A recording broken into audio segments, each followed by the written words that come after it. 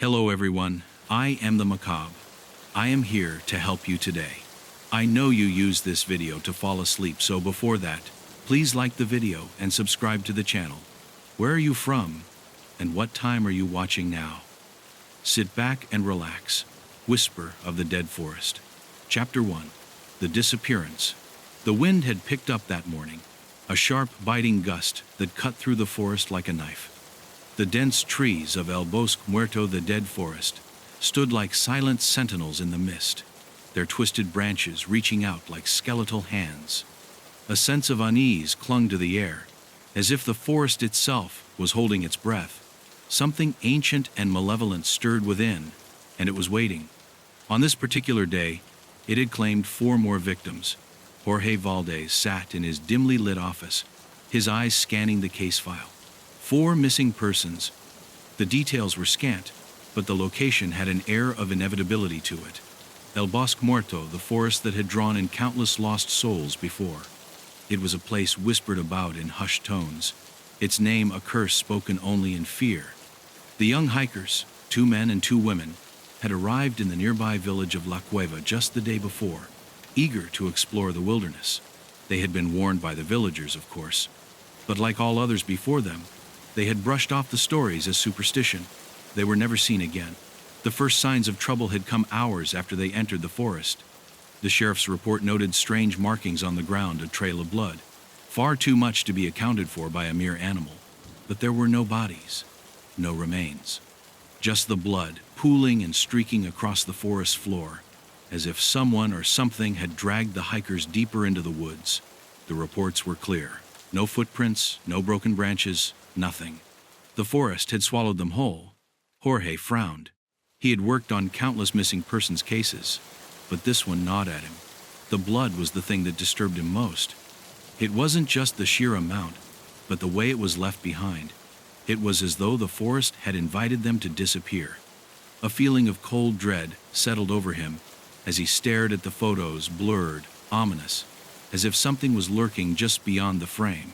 The next day, Jorge packed his bags and made the drive to La Cueva, a small, secluded village nestled at the foot of the mountain that led into the forest. He had been briefed on the situation by local authorities, but he had learned to trust his instincts. His gut told him this was no ordinary case. Something more than human hands had taken the hikers. Something older, darker, and far more sinister than anyone in the village could comprehend. As Jorge entered the village, the first thing that struck him was the silence. The streets were eerily empty, save for the occasional figure that hurried past with their heads down, eyes cast toward the ground. The few people who dared to make eye contact with him quickly looked away, as though ashamed of something. It was only when he reached the small local tavern that the murmurs started. The air was thick with tension, and the smell of damp earth mixed with stale beer. The bartender, an older man with a permanent frown, gave him a knowing look. "You're here for them, aren't you?" he asked, his voice low, almost a whisper. Jorge nodded. He had seen the fear in the sheriff's eyes, but it was nothing compared to what was in the eyes of the townsfolk. There was something wrong here, something they weren't telling him. They were warned, the bartender continued, pouring a drink with trembling hands. The ones who went into the forest, they thought it was just a story, like everyone else. But the forest takes. He paused, staring into the glass as if searching for an answer. "You've heard the legend, I suppose?" Jorge didn't respond, but the bartender didn't need him to. "It's not just a story, it's real. The susurro, the whisper he calls you. And once you hear him, you never leave." Jorge couldn't help but feel a chill run down his spine. The older man's eyes were filled with a deep, ancient fear, a fear that seemed to stretch beyond the boundaries of rational thought. He knew the stories, of course stories of the Kaman, who had once lived in these woods, a man who had made a dark pact for eternal life. But he had dismissed them as folklore, nothing more than tales to frighten children. Now, though, standing in the dimly lit tavern with the weight of the village's unspoken terror pressing down on him, Jorge wasn't so sure. That night, as he lay in the creaky bed of the inn, the wind howled outside, sending the shutters rattling. In the eerie quiet, Jorge's thoughts wandered. He kept imagining the hikers' last moments. What had they seen? Had they heard the whispers? His mind replayed the images from the case file, the blood-stained trail that led into the abyss. The hairs on the back of his neck stood up. And then, from the depths of the darkness, he heard a faint sound, almost too soft to be real. A whisper, a calling that seemed to come from deep within the forest. Jorge. Jorge. He shot up in bed, heart pounding. The wind, or something else. Outside, the forest stood silent, but Jorge could feel it now, the presence of something watching him, waiting. Chapter 2. The villagers fear Jorge's morning was slow, as he tried to shake off the lingering unease from the night before. The village was waking up, but there was a sense of urgency in the air that hadn't been there the previous day. As he made his way to the town square, the faces of the villagers seemed more somber than ever. It wasn't just the fear that had been present the day before today. There was something heavier in their eyes. Something that spoke of years of whispered secrets and long-held dread. The local innkeeper was the first to approach him that morning, his face a mixture of anxiety and resignation. "You're still planning on going into that forest, aren't you?" he asked, his voice trembling slightly. "You've heard the stories. You know the dangers." Jorge nodded, though his mind was already racing through the details of the case. The idea that the forest was cursed felt like an old superstition, something meant to keep children out of danger. But the disappearance of the hikers, it felt more than that. And the whispers he'd heard in the night, those had no place in rational thought. "Everyone here," the innkeeper continued, glancing nervously over his shoulder, "knows what happens to people who wander too far into El Bosque Muerto. It's not just the stories, it's the truth. You can't ignore it. People go in and they're never seen again. Sometimes they come back, but they're changed." He shook his head, as if even speaking the words left a bitter taste in his mouth. Jorge wanted to dismiss the man's fears, to chalk it all up to superstition. But as he looked around at the faces of the villagers, his resolve began to waver. There was no denying that something in this town had been broken for a long time. No one met his eyes for more than a second. Conversations stopped as soon as he entered the room, as though his presence was a reminder of a dark truth they all desperately wanted to forget. A soft voice interrupted his thoughts. It came from the corner of the square, where an elderly woman stood watching him with an almost sad expression. "You'll regret it," she said, her tone soft but filled with an ancient wisdom. "No one who has gone into that forest has ever come back whole. Not in body, not in spirit. You think you're different because you're an investigator? You think you can solve this like any other case? There are forces at work here you cannot comprehend." Jorge's eyes narrowed. He had heard enough about the legends of the forest to understand what she meant. But he was a man of logic and reason, not superstition. "I've solved cases in far worse places than this, ma'am," he said, trying to reassure her. "I'll find the truth one way or another." The woman's face softened, but her eyes remained steely. "Then you'll be the next to fall," she whispered. "It's not the forest that kills, son. It's the spirit inside it. The susurro. It lures you in, and once you hear its call, you become its prey." Jorge's mind raced. He had dismissed the notion of a spirit, or a whispering demon, as nothing more than village folklore. But this woman's fear was palpable, and as he looked around at the others who quickly averted their eyes, he couldn't help but wonder if there was more to this than simple superstition. That afternoon, Jorge met with the village sheriff, whose face was as weathered as the stories that surrounded the place. The man's eyes were bloodshot, his hands shaking slightly as he sat down across from Jorge. He had been the one to brief him on the case the previous day, but now there was a different look in his eyes, one that hinted at a deep, gnawing fear. "You've heard the tales, right?"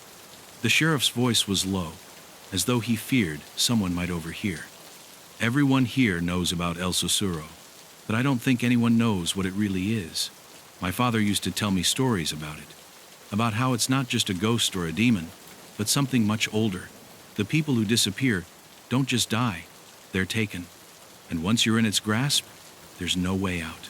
Jorge leaned forward, his curiosity piqued despite himself. "Taken?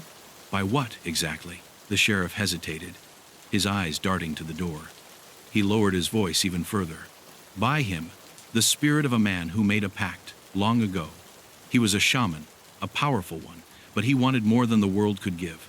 He made a deal with something evil, something beyond the natural world. And now, he feeds on the souls of those who enter his forest, The words sounded almost too fantastical to believe, but the sheriff's tone was grave, and his eyes held a weight of knowing that made Jorge pause. "You're telling me you believe this?" Jorge asked, his skepticism rising. "I'm telling you," the sheriff said, his voice a rasp, "that I've seen things no man should see. And I don't know how, but El Susuro, it's real. It's as real as the bloodstains on the ground where those four disappeared. You don't understand the darkness that lies in that forest until you've seen it with your own eyes." Jorge stood up, the weight of the sheriff's words pressing down on him like a physical force. He was an investigator, trained to uncover the truth, to sift through lies and myths. But now, in the face of this town's fear, he wasn't sure what to think. The more he heard, the more the logical explanations felt like fragile walls cracking under the pressure of something far older, far darker than he had ever imagined. Chapter 3.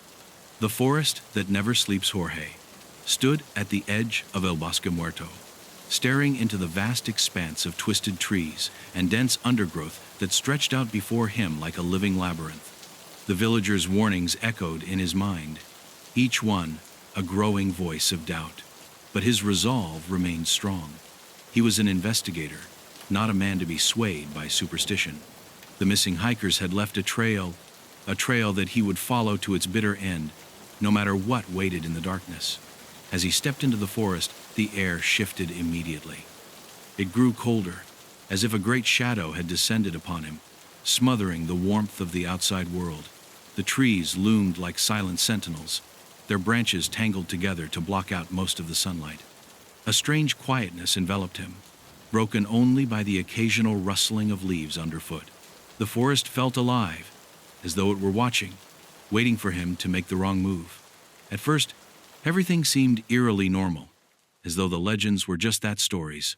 The path he followed was faint but discernible, the ground marked with faint signs of struggle, a broken branch, a scuff mark on the dirt. It was almost too easy.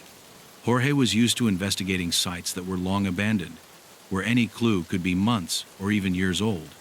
But here, in this forest, the trail was fresh, the blood still staining the earth in dark patches, leading him deeper and deeper into the heart of the woods. As he moved further, the atmosphere began to shift again. The silence became oppressive, thick, as though the very air had been weighted down. And then he heard it. A sound so soft, so faint, that he thought it might have been the wind at first. But it wasn't the wind. It was a whisper of voice, just on the edge of his hearing. His heart skipped a beat, and he froze. He turned, scanning the trees behind him, but there was nothing. No movement. No sound, except for the rustling of leaves. He shook his head, telling himself it was nothing, just the wind. But deep down he felt the unsettling sensation that he wasn't alone, that something was moving just beyond his sight. He pressed on, his steps quickening as he tried to shake off the creeping fear that was beginning to settle in his bones. The path narrowed, and the trees grew thicker, their branches twisting into grotesque shapes that seemed to stretch toward him like bony fingers. The air felt even colder now, almost frigid. With every step, Jorge could feel his breath becoming labored, the air heavier, thicker with each passing moment.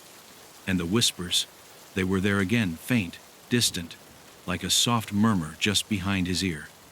But when he turned to look, there was no one. His hand gripped his flashlight tighter as the shadows deepened around him. The trees appeared to move, not in the wind, but as though they were shifting with intent. Jorge's pulse quickened as he scanned the path ahead. The blood trail from the hikers seemed to grow more intense, pooling in certain spots, staining the dirt like a gruesome red carpet. His mind raced. How could anyone have been dragged through here without leaving any sign of a struggle? The whispering grew louder now, and Jorge was certain it was no longer the wind. It was a voice, low and insistent, curling around his thoughts, almost like it was speaking directly to him. His eyes darted nervously around, but the dense undergrowth only seemed to thicken, the trees closing in on him like they were preparing to trap him in their embrace. Suddenly, there was a flash of movement. A shadow darted between the trees, quick, too quick to be a person. Jorge's heart raced, and he instinctively drew his gun, though he knew there was nothing that could protect him from what he was starting to feel. The forest itself was alive, and it was watching him, feeding on his fear. And then, as though the forest had read his thoughts, the whispers stopped. All at once, there was a profound silence, a heavy, suffocating stillness that settled over him like a shroud. The hairs on the back of his neck stood on end. This was no longer just a case. He was no longer just an investigator. He was a prey, drawn into a hunter's world, a world where logic and reason meant nothing. Ahead of him, barely visible through the thick trees, there was a clearing, a small, unnerving glade. In the center of it stood a stone altar, worn by centuries of neglect. The air felt even colder here, and the ground was slick with something dark. Jorge's mind screamed at him to turn back, but something in him pushed forward. He needed answers, and the answers were here, in this clearing, waiting for him. Chapter 4. The encounter with the spirit. Jorge approached the clearing cautiously, his every step measured, his senses heightened to their limit. The oppressive silence was suffocating, the air thick with an unnatural chill that seemed to cling to his skin.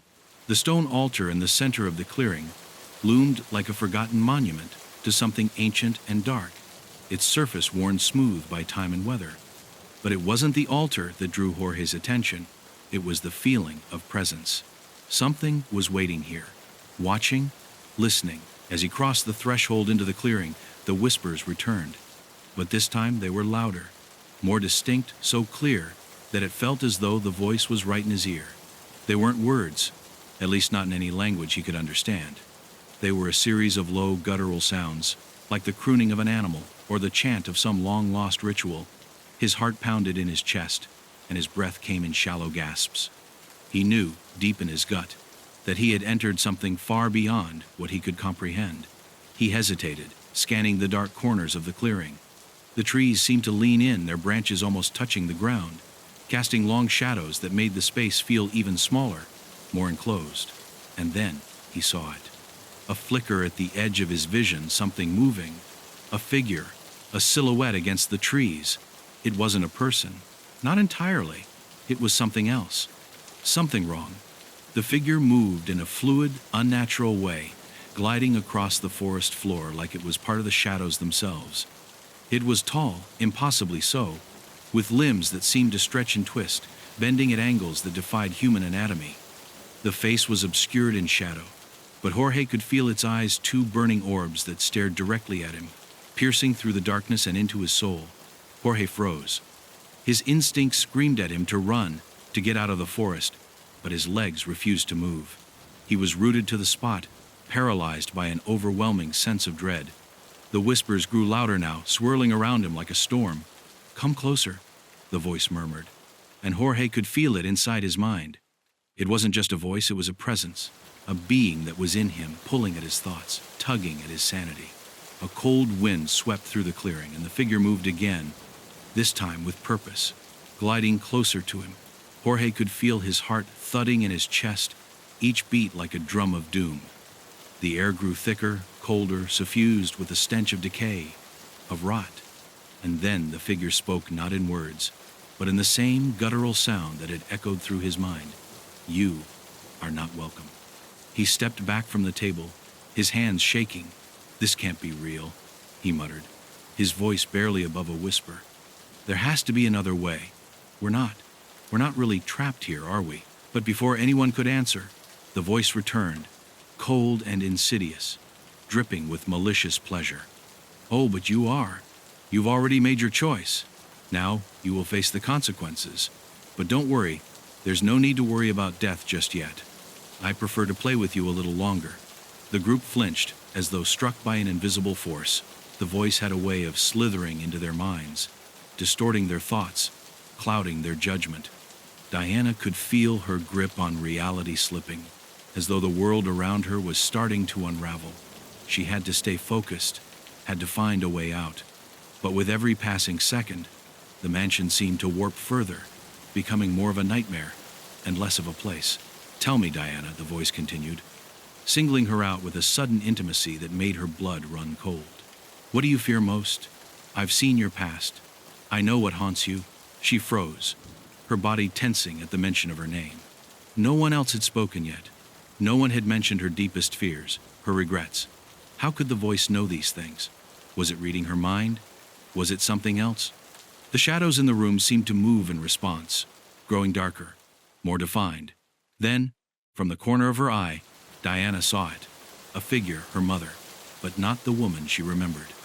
This figure was twisted, gaunt, her eyes hollow and empty, a grotesque mockery of the loving woman Diana had once known. The image flickered like a broken film, distorting, but the pain was real. It was her mother's face, only it wasn't her. "No," Diana gasped, backing away. "This isn't real." "Oh, but it is," the voice whispered, its tone almost tender, as though it were soothing a frightened child. "You see, Diana, you cannot escape your past. Your regrets, your guilt, they are always with you. You've spent years pretending, burying the truth. But here, in this place, it will all come to the surface." The others, still processing the magnitude of the situation, turned to see what Diana was staring at. But when they looked, the figure was gone. The room was still, silent, just as it had been moments ago. They exchanged confused glances, unsure of what they had just witnessed. Was it a hallucination? A trick of the mind? But as soon as the question lingered, the voice spoke again, this time addressing them all. "Each of you will face your worst fear. It's not just about survival. It's about breaking you down, pushing you to the edge, until you beg for release. And then, only then, will you understand the true nature of this game." The group recoiled, each of them feeling the weight of the entity's words. The air in the room grew colder, and the walls seemed to pulse, as if the house itself were alive, feeding off their fear. Their hearts raced, their minds spiraled with images of their own personal nightmares. Diana's vision blurred, and she could feel the weight of her mother's disappointment pressing down on her. Alex's eyes darted nervously as dark figures began to emerge from the shadows, moving just out of reach, never fully seen but always present. Then, without warning, the house seemed to change. The walls twisted, the floors buckled, and the very foundation of the mansion groaned, as though it were being torn apart. A distant, low growl reverberated through the space. Something was coming. "Look!" Alex shouted, pointing toward the far corner of the room. There, in the darkness, figures began to emerge, distorted, writhing forms that barely resembled human shapes. They were shadows, extensions of something far more sinister, like reflections of their worst nightmares. Diana's knees buckled, and she stumbled backward, her eyes wide with terror as the images of her past closed in around her. "This is just the beginning," the voice whispered. "Each fear you face will be more real than the last. But it's not just the fear that will break you. It's your inability to confront it. You cannot outrun your past. You cannot escape what you are." Diana tried to call out, to ask for help, but the words caught in her throat. The room was closing in, the shadows growing thicker, and the sound of her mother's voice echoed in her mind, calling her a failure, a disappointment. The figures around her were closing in too, their faces warped with grotesque grins. She was drowning in it, suffocating in her own fear. And just when she thought she couldn't bear it any longer, the voice returned, cold and final. "Now the game truly begins. You will all face the consequences of your choices, the ones you've made, and the ones you will soon make." Chapter 5. The Growing Distrust. The mansion had become an inescapable labyrinth, its walls seemingly shifting with every step they took. The shadows stretched longer, and the air felt thick, stifling their breath with every inhale. They were no longer just fighting to survive the trials, they were battling each other. The game had planted its seeds of doubt, and now, fear was twisting into something far more dangerous: suspicion. After Diana's encounter with her mother's twisted apparition, the group's fragile bond began to crack. They had come here as friends, trusting one another, but now their eyes darted around nervously. Each time someone spoke, they seemed to measure the words, weighing them against the growing paranoia in their minds. The mansion had become a pressure cooker, and the heat of distrust was rising quickly. "I don't know how much more of this I can take," Alex said, his voice strained. He hadn't looked anyone in the eye for the last few minutes, his hands trembling as he clenched them into fists. "That thing, it knew everything. It knows everything about us. We all know that now," said Maria, her voice low, as if afraid of being overheard by something lurking in the shadows. Her eyes flitted around nervously, constantly scanning the corners of the room. But maybe it's not just the house. Maybe one of us is doing this to us. Don't be ridiculous. Julian shot back, his voice sharp. This isn't some kind of prank. This is real. You saw what happened to Diana. That wasn't some trick. But even as he said the words, there was a hesitation in his voice, a crack in his certainty. The doubts had already taken root in their minds, and now, no one seemed entirely sure of anything. Was the entity controlling them, or was one of them responsible for the horrors they were experiencing? Diana, still shaken from her encounter with the apparition, felt the tension in the air like a physical weight. She could see the shift in their behavior, the way they now seemed to look at each other, as if each person was a potential threat. The lines between reality and delusion were blurring. The walls, the shadows, the voices, they were all working together to break them down, to make them question everything. We're not the only ones here, Maria whispered, her voice trembling. There are other people in this house. I swear to God, I saw someone watching us earlier, someone who doesn't want us to leave. Alex scoffed, but there was a nervous edge to his voice. You're seeing things, Maria. We're all seeing things. It's the game, messing with our heads. I'm not crazy, Alex, she snapped, her eyes wide with fear. I know what I saw. It was a figure, standing behind one of those doorways. It just watched us. We need to stick together, or we're all going to end up dead. The group fell into a tense silence. Each person caught between the overwhelming desire to believe Maria and the growing suspicion that she might be hiding something. It was becoming impossible to tell what was real and what was a product of the game's manipulation. Every word they spoke, every movement they made, seemed to be monitored, analyzed, twisted. Julian's eyes narrowed. You're right about one thing. We do need to stick together. But if you saw something, Maria, why didn't you say something sooner? The question hung in the air like a loaded gun, and suddenly, the group found themselves locked in a silent battle of trust. Was Maria hiding something? Was she leading them into danger? Or was she, too, just a victim of the same twisted game? Diana felt the weight of the accusations settle on her, too. Was it possible that someone in the group was behind these horrors? That one of them might be secretly in league with the entity? The thought seemed absurd, yet the fear gnawing at her insides made it feel all too real. Could someone in their group have been orchestrating this nightmare?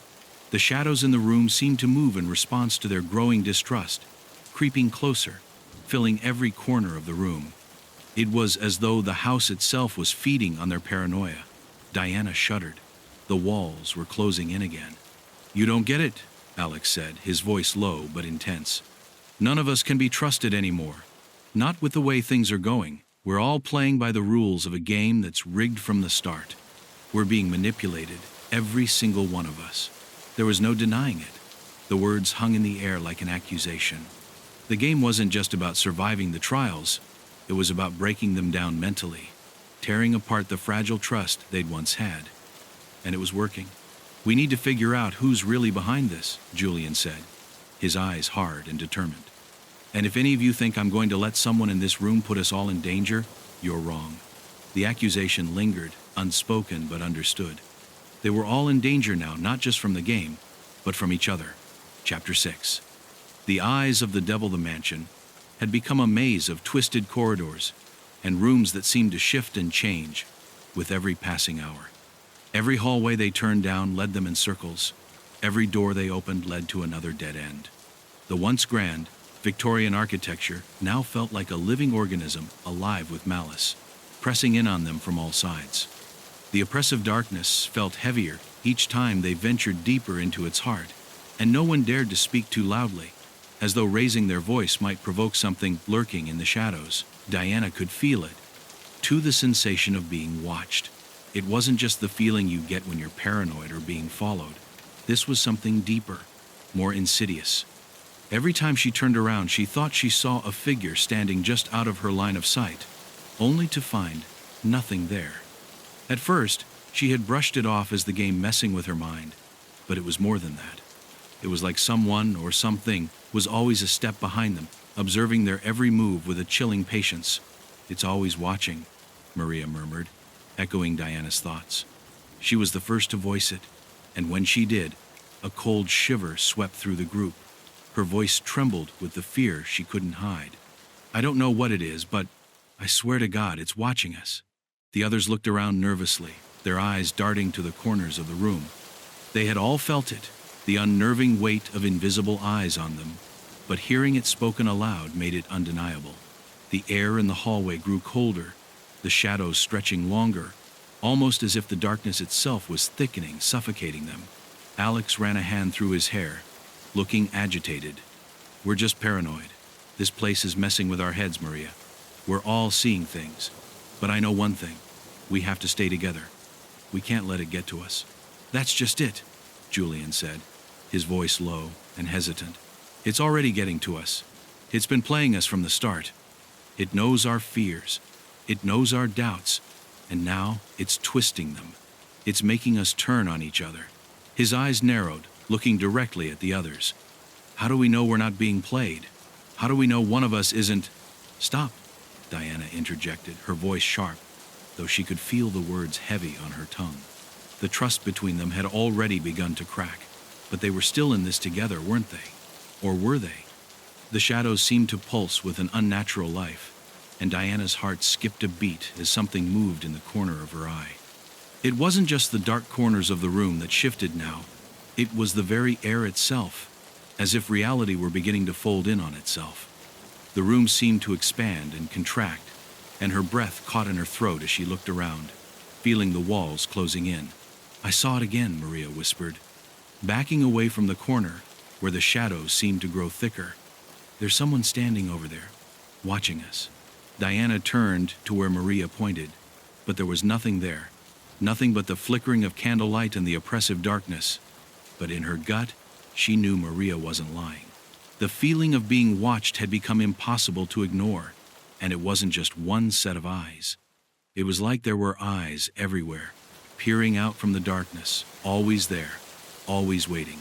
Maybe it's the devil itself, Alex said, his voice strained, his eyes wide. Maybe we're not just being watched. Maybe we're being judged. His words hung in the air, heavy and suffocating. Maybe that's the point. Maybe we're supposed to break, to fail. The room seemed to grow colder still. Diana's breath fogged in the air, a telltale sign that the temperature had dropped dangerously low. She could see it now, shapes flickering in the darkness, the outlines of human figures moving just beyond her vision. But when she looked directly at them, they vanished, only to reappear somewhere else in the room. They were too quick, too elusive to catch, but Diana felt their presence as clearly as she felt her own heartbeat. I don't think it's just one thing, Julian murmured, his face pale. I think it's all of us. His eyes darted nervously to each of them in turn, his voice barely audible. What if we're all being watched by our own fears? What if we're becoming what we're most afraid of? A strange, tense silence filled the room as they processed his words. Diana could feel it too, the way each of them was starting to turn inward, retreating into their own thoughts. The fear that had gripped them was no longer just an external force. It had begun to live inside them, manifesting in their darkest corners. The mansion was only amplifying their deepest, most primal emotions, feeding on their fear, their doubt, and now their growing distrust of each other. Diana stepped away from the group, feeling as though the walls were closing in even more. The shadows pressed on her, thick and suffocating, and though she wanted to cry out, to scream, she couldn't. It felt as though the air had been stolen from her lungs. The shadows twisted and swirled, and as they did, she caught sight of something, a pair of glowing red eyes, staring at her from the corner of the room. Her breath hitched, and her heart pounded in her chest as the figure stepped out from the darkness. It was tall, almost too tall, with elongated limbs and a twisted face that was both human and something far worse. Its eyes gleamed with malicious delight, and as it moved toward her, its voice crawled into her mind. "Did you think you were alone?" it whispered, its voice a low growl that vibrated through her bones. "You were never alone, Diana. We are always with you, and we are watching." Chapter 7. The last chance. The walls of the mansion seemed to close in around them, the air growing thick and oppressive. Diana's pulse thundered in her ears as she stared at the towering figure that had stepped from the shadows. Its red eyes glowed with malice, its elongated limbs reaching out like grotesque tendrils. The laughter it emitted was low and guttural, vibrating through the very floor beneath their feet.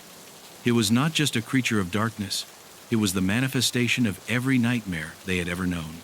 Alex was the first to react, his body trembling with a mix of fear and anger. He stumbled backward, almost falling, as his hands shot out to grab hold of Maria for support. "What the hell is that?" he shouted, his voice cracking. But the entity didn't answer. It didn't need to. Its presence was an answer in itself.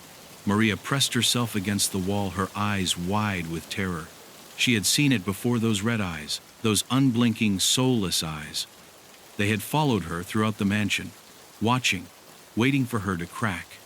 The creature stepped forward, its face shifting like liquid, melding into different horrors, twisted faces, contorted bodies, and scenes from her own worst fears. Diana's throat tightened. "We need to get out of here, now." She spun around to look at the others, but they were frozen in place, unable to move, as if the sheer weight of the creature's gaze had paralyzed them. But she couldn't wait any longer. She turned toward the nearest door, her hand gripping the cold brass handle, her heart pounding so hard she could barely hear anything else. The seconds felt like hours. The door opened to reveal another hallway, dark and endless. But as she stepped forward, something stopped her. She could feel it, the walls closing in again. The mansion was shifting, warping, and she could sense the entity's fingers tightening around them all. They were trapped in this endless nightmare, and the longer they stayed, the less chance they had of escaping it. "Running won't save you," the creature hissed from behind her, its voice a rasping whisper that seemed to slither into her skin. "You cannot escape what you have already chosen. You are here for a reason, and there is no way out." Diana turned, her eyes wide with panic, and saw that the others were beginning to move, though it seemed slow and deliberate, like they were being controlled. His eyes darted around, trying to pin down the source, but all he saw were the trees. The path ahead was swallowed by darkness, the moonlight filtering through the branches in fractured beams. Every step felt heavier, as if the ground itself was pulling him down. "This is it," he thought. "The shaman is close. I can feel it." Jorge turned back to face the path ahead, trying to push the fear from his mind. He couldn't let it take control. He had to keep moving. He had to find a way out. The whispers were growing louder now, more distinct, as if they were speaking to him, calling him closer. He forced himself to ignore them, but when a cold gust of wind swept through the trees, he felt a chill that sank deep into his bones. The shadows around him seemed to writhe, as if they were alive, closing in with every passing second. Suddenly, there was a sound that made his blood run cold. Footsteps. Heavy, deliberate footsteps. They were far off at first, but the sound came closer, slowly, methodically. It was the shaman. Jorge could feel it now, the presence behind him, drawing nearer. The forest had gone silent, the whispers fading into nothingness, as if the trees themselves were holding their breath. He turned, his flashlight sweeping over the trees, but the darkness swallowed the beam in an instant, leaving him with nothing but the feeling of being watched, hunted. He broke into a run, his legs moving on their own, his breath ragged in the cold air. His footfalls echoed in the silence, but they were no match for the heavy, deliberate thud of the steps behind him. Whatever it was closing in, moving faster, its footsteps coming closer with every heartbeat. The trees blurred by him in the dim light, their twisted trunks warping as if the very woods were warping around him, changing to trap him. He stumbled, almost losing his balance, but he kept running. There was no turning back now. The spirit was real, the curse was real, and it was coming for him. Ahead, through the dark, Jorge saw a flash of movement, a silhouette, tall and unmistakable. The shaman. The figure moved through the trees with terrifying speed, its limbs too long, too twisted, its eyes glowing in the dark. Jorge tried to scream, but the sound caught in his throat. It was as if the very air around him had thickened, making it hard to breathe. He could hear the shaman's voice in his mind, deep and gravelly, as if it was speaking directly to his soul. "You cannot escape me." The words echoed in his head like a curse, making him stumble once more, his foot catching on a root. He fell forward, his hands hitting the ground, his flashlight spinning from his grasp and clattering to the ground. The beam landed on the ground for a brief moment, casting erratic shadows that danced like demons around him. He scrambled to get up, but it was too late. The air had gone still, suffocating, and the darkness pressed in so tight he could barely move. In that suffocating silence, Jorge could feel the shaman's presence closing in on him. He could hear the rustling of something shifting in the dark, the telltale sound of the creature moving closer. His mind screamed for him to run, but his legs refused to obey. The shadows seemed to wrap around him, pulling him deeper into the forest, into the heart of the cursed land. And then, through the haze of fear and confusion, Jorge saw a flash of pale skin in the darkness, the distorted, twisted face of the shaman, just inches from him. The creature's eyes were wide, burning with an inhuman fire.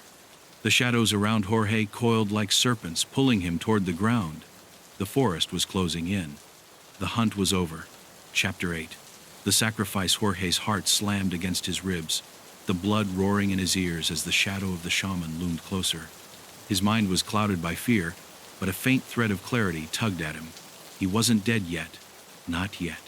He fought against the invisible force that seemed to pull him deeper into the heart of the forest. His muscles screamed for him to stop, but he couldn't. He couldn't let himself fall into the grasp of the creature, not when he had come so far. Not when the truth was within his reach. The ground beneath his feet shifted, as if the very earth was alive, and the trees seemed to bend closer, their twisted branches whispering his name. He knew now, with a sickening certainty, that the forest was no longer just a place. It was a living, breathing entity, fed by the souls that were sacrificed to the shaman's pact. The hikers hadn't just vanished. They had been claimed, consumed by the forest, and their lives used to fuel the dark magic that held the shaman's immortality in place. Jorge staggered, his breath coming in shallow gasps, the darkness closing in around him like a tightening noose. The shaman was no longer a distant presence. It was a looming force, a specter of death that he could feel in his very bones. The trees themselves seemed to shudder, as if they were alive with malevolent intent, and the whispers of the lost souls reached a fever pitch, an unholy chorus of agony and despair. The deeper Jorge ventured into the woods, the stronger the presence of the shaman became. The weight of the curse hung over him like a shroud, suffocating him, urging him toward an inevitable fate. The forest was no longer just a backdrop. It was a participant in the ritual, a living, breathing altar that demanded sacrifice.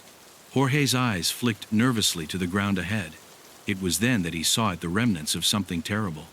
A circle of stone, cracked and worn by time, etched with symbols that seemed to pulse with dark energy.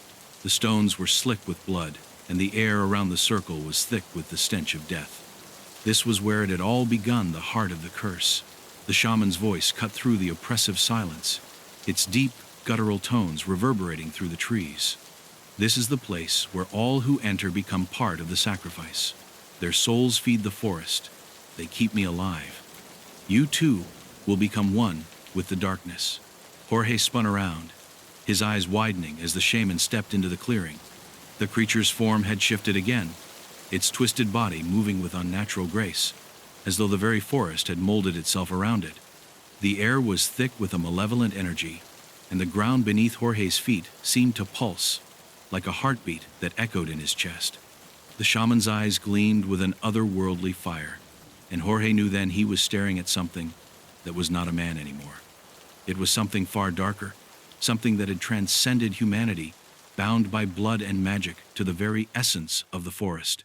"You're too late, Jorge Valdez," the shaman hissed, his voice thick with ancient malice. "The ritual has already begun. There is no escaping your fate. You will be the next to join the sacrifice. Your soul will feed the forest, just as theirs did." Jorge's stomach turned, the horror of the words sinking deep into him. He had seen the hikers' empty, haunted faces in his vision, but now he understood. They hadn't just disappeared. They had been consumed, their bodies and souls ripped apart, and woven into the fabric of the forest itself. Each death, each sacrifice, had fed the dark power of the shaman, strengthening his hold over the land. The shaman raised his hands high, his fingers crackling with dark energy. The stones around the circle began to glow, their symbols flickering with a sickly light as if they were alive. The whispers intensified, growing louder, maddening, as if the forest itself was speaking, calling to Jorge, urging him to join the ritual. He could feel the pull of the altar, the hunger of the forest reaching out to him, eager to claim him as its next victim. No, Jorge muttered, more to himself than to the shaman. He stumbled backward, his hands instinctively reaching for his flashlight, but it was no use. The light flickered and died, plunging him back into the oppressive darkness. The air was thick, suffocating, and he could hear the sound of something moving behind him, rustling leaves, scraping branches, the faintest whisper of footsteps. The forest was closing in, its shadows stretching like hands, reaching for him. But Jorge could feel something else, something deeper, a presence that wasn't the shaman, something that had been here long before the pact had been made. He glanced around, his eyes desperately searching for any sign of escape, but the forest was alive with the echoes of the past. The ghosts of the lost hikers swirled around him, their hollow eyes watching, waiting. The shaman's voice broke through the chaos, low and taunting. You cannot stop what has been set in motion. You cannot break the pact. The ritual must be completed. All who enter will feed the forest's hunger. And you, Jorge Valdez, are no exception. Jorge's breath quickened as the shadows around him began to thicken, moving like liquid. He realized with a sickening jolt that the forest wasn't just a backdrop for the ritual, it was a participant. The very trees, the soil beneath his feet, the air around him, they were all part of the sacrifice. Every life taken, every soul claimed, made the forest stronger, feeding its insatiable hunger for power. And Jorge was about to become the next offering. But something in Jorge's chest hardened, a flicker of defiance, a spark of rebellion that refused to be extinguished. He wasn't going to die here. Not like this. He couldn't let the shaman win. He couldn't let the forest consume him. There had to be another way. A way to end the curse, to stop the sacrifices, to destroy the pact once and for all. I will not be your sacrifice. Jorge spat, his voice shaking but resolute. He stepped back, his feet tangling with the roots of the trees, but he didn't care. He wouldn't go down without a fight. The shaman's smile twisted with cruel amusement, and the air around Jorge thickened, suffocating him. But he was ready. The struggle was just beginning. Chapter 9. The battle for the soul. Jorge's mind raced as the shaman's cruel laughter echoed through the clearing, bouncing off the trees in twisted, mocking rhythms. The air around him was thick with the stench of decay, and the ground felt alive beneath his feet, as if the forest itself was writhing in anticipation of the coming confrontation.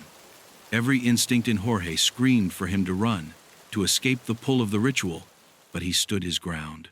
There was no turning back now. If he failed here, if he gave in to the forest's dark hunger, then he too would become part of the cursed cycle, just another sacrifice, feeding the endless, insatiable need of the spirit. The shaman's eyes glowed with a sickly yellow light, and his twisted smile widened. He stretched out his hands, his fingers long and bony, cracked with age, yet pulsing with an unnatural power. The air hummed with dark energy as the ritual circle flickered once again, the ancient symbols glowing brighter. Jorge could feel the forest pressing in, its shadows creeping closer, suffocating him. The whispers in the trees were deafening now, voices from the lost souls that had been consumed before him. They screamed in agony, their voices melded together into a symphony of terror. You cannot fight what has already been written, the shaman hissed, his voice dripping with malice. This is your fate, Jorge Valdez. You will serve the forest as they have. Your soul will become one with it, just as they did. Jorge's heart thundered in his chest, but there was no fear in his eyes, only determination. He knew now what the shaman had done. He had sacrificed himself, binding his soul to the demon in the forest, granting him immortality at the cost of countless others. Each soul fed the dark power that kept him alive.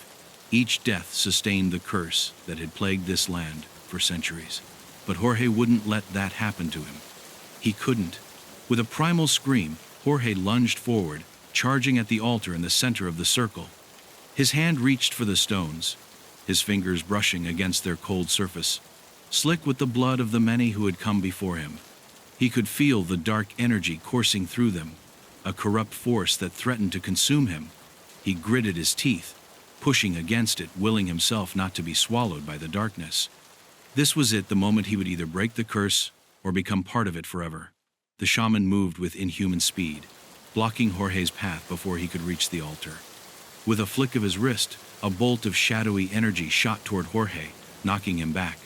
Jorge's body slammed into a tree with a sickening crack, the force of the blow taking the air from his lungs. For a moment, he was disoriented, struggling to breathe, the pain shooting through his spine like a lightning strike. His vision blurred, but the anger and resolve burned brighter than ever. He couldn't afford to fall. Not now. Do you think you can destroy me? The shaman mocked, his voice echoing in the silence of the forest. You are nothing but a mortal man. Your efforts are futile. Jorge staggered to his feet, his body aching from the impact, but his will remained unbroken. The shaman's words were meant to weaken him, to plant seeds of doubt in his mind. But Jorge refused to listen. He knew the truth now. The shaman wasn't a god, wasn't some ancient force beyond comprehension. He was a man who had made a pact with darkness, a man who had sold his soul for immortality. And like all deals with the devil, it came at a terrible price. The forest didn't grant power, it consumed it. And Jorge would be the one to end that cycle. He grabbed a nearby branch, snapping it off and using it like a makeshift weapon. The shaman's eyes narrowed, sensing the change in the air. But Jorge was ready. With a fierce yell, he charged again, his mind clearing as he focused on the task at hand. The shaman raised his arms to strike, but Jorge was faster this time. He dodged to the side, narrowly avoiding another bolt of dark energy, and closed the gap between them. With a swift, powerful swing, Jorge slammed the branch into the shaman's chest. The impact sent a shock wave of energy through the air, the forest itself shaking as if it were responding to the violence. The shaman staggered back, his eyes flashing with fury. He bared his teeth, his lips curling into a snarl of rage. You think you can defeat me, mortal? The shaman spat, his voice cracking like dry earth. You think you can end this? You're just another offering to the forest. Jorge raised the branch again, his grip tightening around it, and with all his strength, he swung for the shaman's head. But the moment the branch made contact, a wave of darkness exploded from the shaman's body, sending Jorge flying backward. The world around him twisted and bent, the trees groaning and creaking like old bones. For a moment, the pain of the blow was overwhelming, and Jorge's vision flickered, but the battle wasn't over. It couldn't be. As he lay on the ground, gasping for breath, Jorge could feel the forest closing in around him, pressing him into the earth. The shaman's laughter filled the air, a hollow, cruel sound that seemed to come from everywhere. But Jorge wasn't done. The visions he had seen, the faces of the lost hikers, the souls bound to the forest, their tortured eyes flashed through his mind. He couldn't let it end like this. He couldn't let them all die in vain. His fingers found something sharp in the dirt, a jagged rock, its edges worn but still deadly. With a growl, he gripped it in his hand, his knuckles white with the force of his grip. He stood, unsteady but resolute, his body screaming in protest, but his heart steady. This was the final stand. The shaman loomed before him, a dark figure shrouded in shadow. His face was a twisted mask of rage, but Jorge didn't flinch. With a primal scream, Jorge lunged once more, his body fueled by sheer will. The jagged stone found its mark, piercing through the shaman's chest with an awful crack. The dark energy that had surrounded the creature seemed to implode, swirling into the wound as if the very essence of the forest was being torn apart. The shaman screamed, a sound that made the trees shudder, their branches whipping in the air as if they were being ripped from their roots. The ground trembled beneath Jorge's feet, as the forest itself seemed to groan in agony. The shaman's body spasmed, his form flickering and distorting as the pact began to unravel, the curse that had bound him to the land starting to break. But the battle wasn't over yet. The shaman's body twisted, his limbs elongating as his scream turned into a howl of rage and despair. The forest roared with fury, but Jorge stood his ground. He would end this. He would end him. Chapter 10. The End of the Whisper. The forest erupted around Jorge like a storm breaking loose. The trees groaned, their trunks shuddering as if in pain, their branches writhing like serpents. The ground beneath his feet trembled, and the very air seemed to vibrate, with an energy so thick it felt as though it were alive. The shaman's scream echoed through the clearing, a hollow, anguished sound that seemed to come from every direction at once. Jorge's heart raced as he stood his ground, still gripping the jagged stone in his hand, now slick with the shaman's dark blood. The figure before him flickered, twisting and contorting, as the dark energy of the pact began to unravel. For a moment, the shaman seemed to collapse into himself, his body folding in on itself like a deflating balloon. But then something else emerged, something far darker. The shaman's human form was gone, replaced by an ancient, monstrous figure, a grotesque demon bound to the very earth itself. Its skin was like cracked stone, its eyes burning with an infernal fire, and its mouth stretched into a grotesque smile, full of sharp, jagged teeth. It was no longer just a man, but the embodiment of the forest's curse, a demonic force that had fed on the souls of the lost for centuries. The ground trembled beneath Jorge's feet as the demon stretched its twisted limbs, towering over him like a giant. The air grew colder, and the shadows in the forest thickened, creeping forward like living tendrils. The demon's voice rumbled through the air, deep and guttural, a voice that shook the very bones of the earth. "You cannot break the pact, mortal. You cannot destroy what has existed for centuries. I am the forest, and the forest is me." Jorge's grip tightened on the stone, his eyes narrowing as he met the demon's burning gaze. The whispers of the lost souls had died down, but their presence lingered in the air, a heavy, suffocating weight that seemed to close in around him. The shaman's laughter still echoed in his mind, but now it was twisted, distorted, like the very voice of evil itself. He could feel the forest pressing in on him, the trees bending closer, as if they were part of the demon, part of the curse that had bound the land for so long. "You're wrong," Jorge said through gritted teeth, his voice hoarse but steady. "I can end this. I will end this." His heart hammered in his chest, but he stood tall, refusing to be cowed by the demon's terrifying form. He had come too far to fail now. He had seen the suffering of the souls trapped in the forest, seen the terror of the hikers who had been claimed by the curse. He wouldn't let it continue. Not on his watch. The demon's eyes narrowed, and its mouth twisted into a cruel smile. "You are nothing but a fleeting mortal, a small insect trying to stop the inevitable. I am eternal. I was born from the pact, and I will never be destroyed. I am the end, Jorge Valdez. You cannot fight me." Jorge took a step forward, feeling the weight of the forest closing in around him. The shadows seemed to reach for him, clawing at his skin, but he pushed through the darkness, his mind focused on the task ahead. The jagged stone in his hand pulsed with a strange energy, almost as though it had absorbed the demon's essence, becoming a weapon against the darkness itself. "You may have been born from the pact," Jorge said, his voice growing stronger, "but you're not invincible. The forest is not your ally. You feed on the souls of the innocent, but you are not the land itself. You're a parasite, and I'll destroy you." The demon let out a laugh, low and guttural. "You think you can stop me? I am the forest. I am the whisper that calls to the lost souls. I am the hunger that devours. You cannot stop what has been set in motion. You are already too late." Jorge didn't flinch. The whispers of the lost souls had gone silent, but he could still feel them. They were with him now, their presence woven into the very air. The voices that had once cried out in terror had given him the strength to fight, the strength to defy the darkness. He could feel the ancient power of the forest, yes, but he also felt something else. The last flicker of hope, the last breath of rebellion against the curse. With a shout, Jorge charged at the demon, the stone raised high in his hand. The demon's massive form seemed to grow even larger, but Jorge's determination burned brighter. The air crackled with energy as he closed the distance, and with a scream of defiance, he drove the jagged rock deep into the demon's chest. The force of the blow sent a shockwave through the clearing, shaking the trees and causing the ground to tremble. For a moment, the world seemed to stop. The demon's face twisted in agony, its fiery eyes dimming as it let out a guttural roar.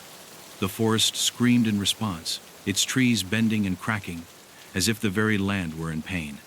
The earth beneath Jorge's feet seemed to crumble away, the dark energy of the pact recoiling as the demon began to unravel. its form breaking apart like a shattered mirror. "No," the demon howled, its voice cracking like thunder. "You cannot do this. You cannot destroy me." But Jorge stood firm, the stone still lodged deep within the demon's chest. The forest around him seemed to shudder, as if the demon's power was draining away, its hold over the land weakening. The trees stopped their twisting, the shadows began to recede, and the air grew still. The demon's body crumbled to dust, its form disintegrating into nothingness, leaving behind only the faintest trace of its presence, a lingering whisper in the wind. And then there was silence. The forest stood still, the tension in the air dissipating as the last remnants of the curse fell away. Jorge's breath came in ragged gasps as he staggered back, his body trembling with exhaustion. The stone in his hand had lost its energy, its jagged surface now cold and inert. The shadows that had once crowded the clearing now receded, and the moonlight filtered through the trees, casting the forest in an eerie, otherworldly glow. For a long moment, Jorge stood alone in the clearing, surrounded by the quiet of the forest. The weight of what had just happened hung heavy in the air, but it was no longer the oppressive force it had been before. The curse was broken. The shaman knew, the demon was gone, and the souls trapped in the forest were finally free. But as Jorge looked around the clearing, he knew that this was not truly the end. The forest had been a place of darkness, a place of death, but it was also a place of life, a place that could be healed. And though the terror that had gripped it for so long had been defeated, there was still work to be done. He wasn't done yet. The Last Witness. Chapter 1. The First Victim. The city was eerily quiet that night, a thick fog rolling in from the river and swallowing the streets whole. The usual bustle had died down hours ago, leaving behind a sense of stillness that felt unnatural. Detective Cesar Ruiz stood at the edge of a dark alley, staring at the flickering neon light of a nearby corner store. The hum of electricity was the only sound breaking the silence, but it did nothing to ease the growing unease gnawing at him. He had received a call, a report of a brutal murder in a quiet neighborhood, and now, as always, the weight of the case was settling into his chest like a slow suffocation. Luis Rios, the victim, was found in his living room. The scene was disturbingly clean for a murder, too organized. No signs of a struggle, no forced entry. The house was modest, neat, nothing about it screamed violent crime until you looked at the body. Luis lay face up on the cold hardwood floor, his features grotesquely contorted. His eyes were wide open, staring blankly at the ceiling, and his mouth hung slightly ajar, frozen in a silent scream. His body was covered in deep, savage cuts, but what caught Cesar's attention the most was the unmistakable wound on his chest, a single, clean incision that cut straight through the ribcage. Cesar crouched by the body, his eyes tracing the pattern of the injury. It wasn't a random slash. Whoever had done this knew exactly where to strike, how to sever muscle and bone with surgical precision. The killer had taken their time. And then, there were the strange details that didn't add up. A broken cup lay nearby, its contents spilled in a perfect circle, as if someone had carefully staged the scene. On the kitchen table, a half-eaten sandwich sat untouched, the bread slightly soggy with what appeared to be spilled coffee. Luis had been interrupted. The detective stood up slowly, his mind spinning with questions. There was no sign of a robbery, no obvious motive, nothing, just this performance. Cesar's gut told him that this wasn't just another random killing. This was something methodical, something planned. He took a step back and glanced at the television, which was still on in the background, its muted screen showing the end of a news report about another recent murder across town. But then, Cesar's eyes stopped. Something was off. The television screen was covered with a smudge, an odd, circular stain. It looked like water damage, but it was perfectly shaped. A pattern, a symbol. His hand instinctively reached for his phone to snap a picture, but then the silence in the room was broken by the soft shuffle of footsteps behind him. He turned to see Marta Gonzalez, the forensic expert, entering the room. Her face was grave, her eyes scanning the scene before meeting his. "What have we got?" Cesar asked, trying to mask the unease creeping into his voice. Marta didn't answer immediately. She walked toward the body, examining the same marks Cesar had already noted. Luis Rios was strangled first, no doubt about it, she said. But the cut on his chest? That's something else. Whoever did this was deliberate. And she hesitated. He moved toward the door again, his hands shaking as he tried to turn the handle, but it remained locked. He rattled it harder, desperation in his voice. "It's no use," Adrian said, his own fear now mingled with frustration. "The door's sealed. There's no way out." "What do you mean, no way out?" Carla's voice cracked as she stepped closer, her eyes wide. "You're saying, we're stuck here?" Adrian nodded grimly, his mind racing. The demon's presence was undeniable now. The air was thick with it, and every creak and groan of the church seemed to echo with its hungry power. "Yes, we're trapped. And it's not just a ghost story or some legend. This thing is real." Carla stepped back, visibly shaken. "But we didn't do anything. We didn't provoke it." "It doesn't matter," Adrian said. "We're here now, and we have to figure out how to stop it before it consumes us all." Just as he spoke, a low, guttural growl rumbled from deep within the church, a sound that didn't belong to any living creature. It was a deep, inhuman noise, as though the very foundation of the church was groaning under the weight of some monstrous presence. The floor beneath them trembled, and the walls seemed to shift, as if something massive was awakening from its slumber. Suddenly, the temperature dropped. It felt as if the air had frozen solid, each breath coming out in a cloud of white mist. Carla let out a strangled gasp and pulled her coat tighter around her body. Her eyes flicked toward the altar, and in that moment, Adrian saw it too. A figure pale, gaunt, and twisted appeared in the shadows by the altar. Its form was impossibly tall, its limbs too long, its face distorted beyond recognition. Its eyes glowed with a fiery, otherworldly red, and its mouth stretched into a grotesque smile, filled with jagged teeth. "God," Carla whispered, her voice barely audible. "What is that?" "It's the demon," Adrian said, his voice hollow. "The one that's been waiting. The one bound by the cross." The figure began to move, its skeletal form shuffling slowly toward them. It didn't walk, it glided, floating just above the ground as if it were weightless. The shadows seemed to follow it, crawling along the walls, stretching toward them like dark tendrils seeking to ensnare them. Before anyone could react, the figure vanished in an instant, leaving only the oppressive stillness behind. The growling had stopped, but the air was thick with the lingering sense of its presence. The whispers, however, had not ceased. They were all around them now, echoing in their minds like a chorus of disembodied voices, chanting in a language that they couldn't understand, but that felt like an ancient curse. "What the hell was that?" Enrique gasped, his voice shaking. "Did anyone else see that?" "I saw it," Adrian said grimly, his eyes scanning the shadows. "And it's not over. It's just beginning." As the group tried to process what they had just witnessed, they heard a faint noise coming from the corner of the church, near the small, dilapidated confessional booth. It was a soft rustling sound like fabric scraping against stone, but in the silence that had settled over them, it was impossible to ignore. Enrique, unable to resist the urge to investigate, took a few hesitant steps toward the source of the noise. "I'll check it out," he said, his voice shaky. "Maybe it's just the wind." Or, before he could finish, a loud, violent crash shook the room. The confessional booth splintered open, and someone was thrown violently into the air, landing with a sickening thud on the cold stone floor. The figure that lay there unmoving was Enrique. His face was twisted in a grotesque expression of pain, his eyes wide open but unseeing. The rest of the group rushed forward, but as they approached him, they saw the truth. Enrique was no longer breathing. His body was cold, his skin ashen, and his eyes had been completely drained of color, leaving behind only the blank, vacant stare of someone who had been robbed of their soul. Carla let out a piercing scream, falling to her knees beside him. "No, no, Enrique!"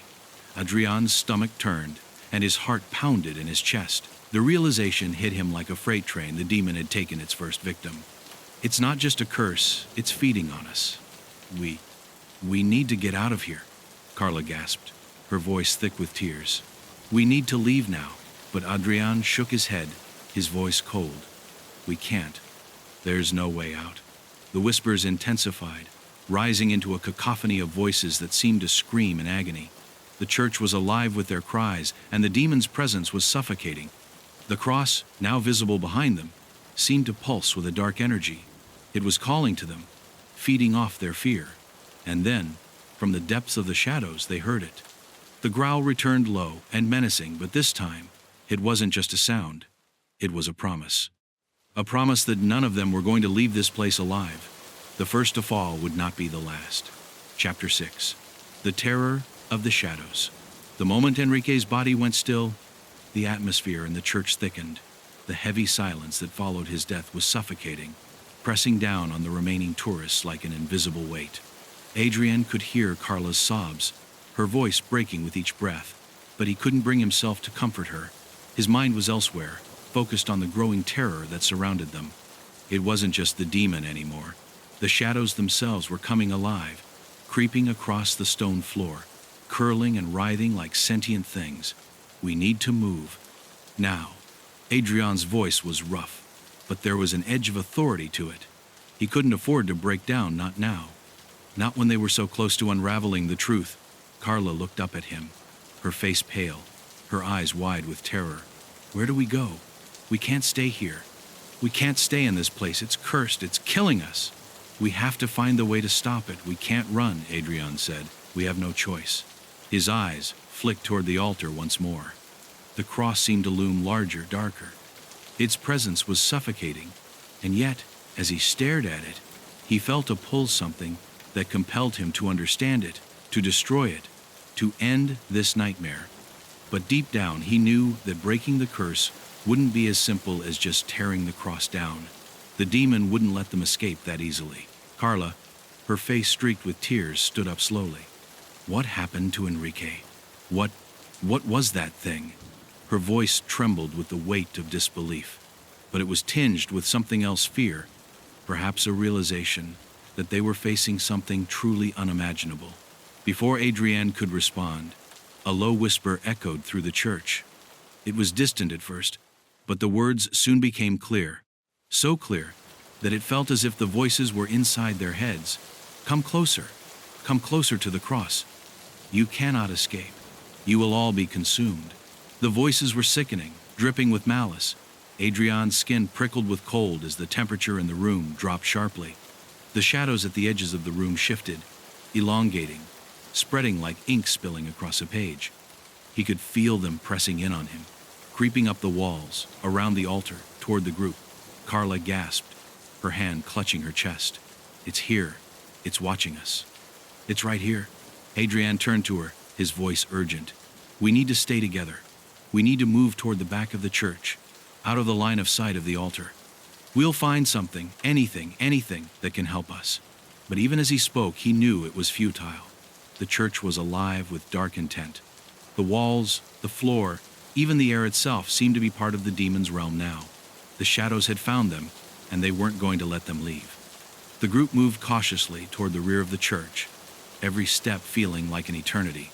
The whispering voices followed them, wrapping around their minds, filling their thoughts with dread and hopelessness.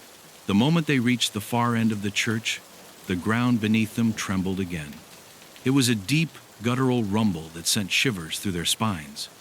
And then, just as they turned to look back toward the altar, they saw the shadows had begun to gather in the center of the room, swirling in a vortex of darkness. It was as though the very air itself had become thick with despair, a tangible force that sought to pull them in. One by one, the shadows began to form shapes horrible, misshapen figures that were both human and monstrous, their eyes glowing with a sickening red hue. They moved slowly at first, but then they began to rush forward, their forms blurring into streams of darkness, their limbs stretching and contorting in unnatural ways. Carla screamed, stepping back. "Oh my God, they're coming! They're coming for us!" Adrian's heart pounded in his chest, his pulse echoing in his ears. He knew they couldn't outrun the shadows. They were everywhere, inescapable. There was no place left to hide. A lot of people come in here with junk. But a watch like that? Could be a while ago. Let me check the records. He shuffled to the back, leaving Caesar to wander the aisles, his thoughts far from the worn objects surrounding him. As Caesar waited, His mind kept returning to the previous cases he had investigated. There were no obvious connections, no pattern to the killings that anyone could see. But he wasn't convinced it was random. There was too much order beneath the chaos, too much purpose behind each murder. It was as if someone had carefully planned the destruction of these lives, like pieces on a chessboard. But who was the player? After a few minutes, the shopkeeper returned, a small ledger in hand. He flipped through it with slow precision, muttering under his breath. "Yeah, here it is. A guy came in about a week ago, sold a fancy gold watch. The name on the record is Carlos Ortega." Never seen him before. Cesar's pulse quickened. Carlos Ortega. The name sounded familiar. He pulled out his phone and searched through the city's missing persons list. Sure enough, Ortega had been reported missing just days before the murder of another witness, a man named Javier Rios. This wasn't a coincidence. Cesar thanked the shopkeeper and hurried out, his mind already racing. The first place he went was the last known address of Carlos Ortega, a small apartment on the edge of town. The complex was run down, its walls sagging with years of neglect. As he approached the door, he noticed the faint smell of decay in the air, nothing too alarming, just the scent of a building that had seen better days. He knocked, but there was no answer. Cesar tried the door. It was unlocked. Inside, the apartment was eerily quiet. It was small, sparsely furnished, with a few scattered items that didn't belong: papers, photographs, and an old battered coat hanging by the door. It was the same dark coat the witness had described. Cesar moved cautiously through the apartment, his eyes scanning every corner, every surface. It didn't feel like a place where someone had been murdered, but the unease lingered. There was a coldness to it, a sense that something had been erased. He checked the bedroom. Nothing. But in the closet, a large black bag caught his attention. He pulled it out and unzipped it, revealing a disturbing collection of items, photographs of various people, victims of the recent murders. But there was something else. A book, its pages yellowed with age, and what looked like a journal. Cesar flipped through it quickly, his eyes scanning the cryptic writing. There was a recurring phrase that stood out: "The shadows are never alone." It was a warning, but from who? The book didn't provide answers, only more questions. And then, as he reached the last page, a name appeared: Carlos Ortega. Underneath it was another phrase: "The last will see the first." It made no sense. But something about the words felt like a riddle, one that Cesar couldn't solve yet. Before he could analyze it further, he heard footsteps coming down the hall. Someone was approaching the apartment. Quickly, he stuffed the book into his jacket and hid in the shadows, holding his breath. The door opened slowly, and in stepped a man dressed in the same dark coat the witness had described. Cesar's heart raced as he realized he had just walked straight into the killer's lair. Chapter 4. The condemned man Cesar's heart pounded in his chest as the man in the dark coat stepped further into the apartment. The tension in the room felt suffocating, like a heavy fog that refused to lift. Time seemed to slow as Cesar's instincts kicked in, his body tensing for a confrontation. The killer was here, no more than a few feet away, and yet the detective held his ground, his mind racing with calculations. Every move mattered now, every breath, every sound. The shadows in the apartment seemed to stretch, as if alive, watching him, waiting. The man in the coat moved slowly, methodically, as if he had all the time in the world. Cesar watched him from his hiding spot, his eyes flicking between the figure and the doorway, calculating the best moment to strike. But before he could make a move, the man stopped, just a few inches away from where Cesar crouched in the corner. For a long moment, neither of them moved. The apartment felt like a trap, the walls closing in, suffocating them both. Cesar could hear the soft rustling of the man's coat as he reached into his pocket and pulled out something small, a photograph. The man held it up in front of him, staring at it with cold intensity. Cesar's breath caught in his throat as he saw the familiar face on the photograph. It was a picture of Luis Rios. The killer wasn't just here for the items in the apartment, he was here to observe, to remember. His fingers lingered over the photograph, tracing the image with an almost reverential touch. Cesar's mind raced. What is this man's connection to Luis Rios? Why does he keep these pictures? The man turned the photograph over, and Cesar's eyes narrowed as he saw what was written on the back in neat handwriting. The truth lies beneath. Before Cesar could process the meaning of the note, the man turned sharply and moved to the window, his back now to the detective. It was the moment Cesar had been waiting for. He pushed himself up and lunged forward, grabbing the man by the shoulder and spinning him around, ready to confront him. But as he did, something strange happened. The man didn't flinch. He didn't struggle. Instead, he simply stared at Cesar with an empty, soulless gaze like a doll whose strings had been cut. His eyes were lifeless, devoid of fear or shock, as though he had expected this moment all along. Cesar felt a chill creep up his spine. This wasn't just a killer. This was someone playing a game, one that Cesar wasn't prepared for. For a brief moment, the man spoke in a soft, almost melancholic voice. "You don't understand, do you? You think this is just a matter of finding the killer. But the killer is not the one you should be searching for." Cesar's grip tightened. "What are you talking about?" The man's lips curled into a cold smile. "You think you can stop it. But the truth is, you're already too late. It's already begun." With those words, the man dropped the photograph and suddenly stepped back, as if he had evaporated into the air. Cesar blinked, and in the span of a heartbeat, the figure was gone, vanishing like smoke in the shadows.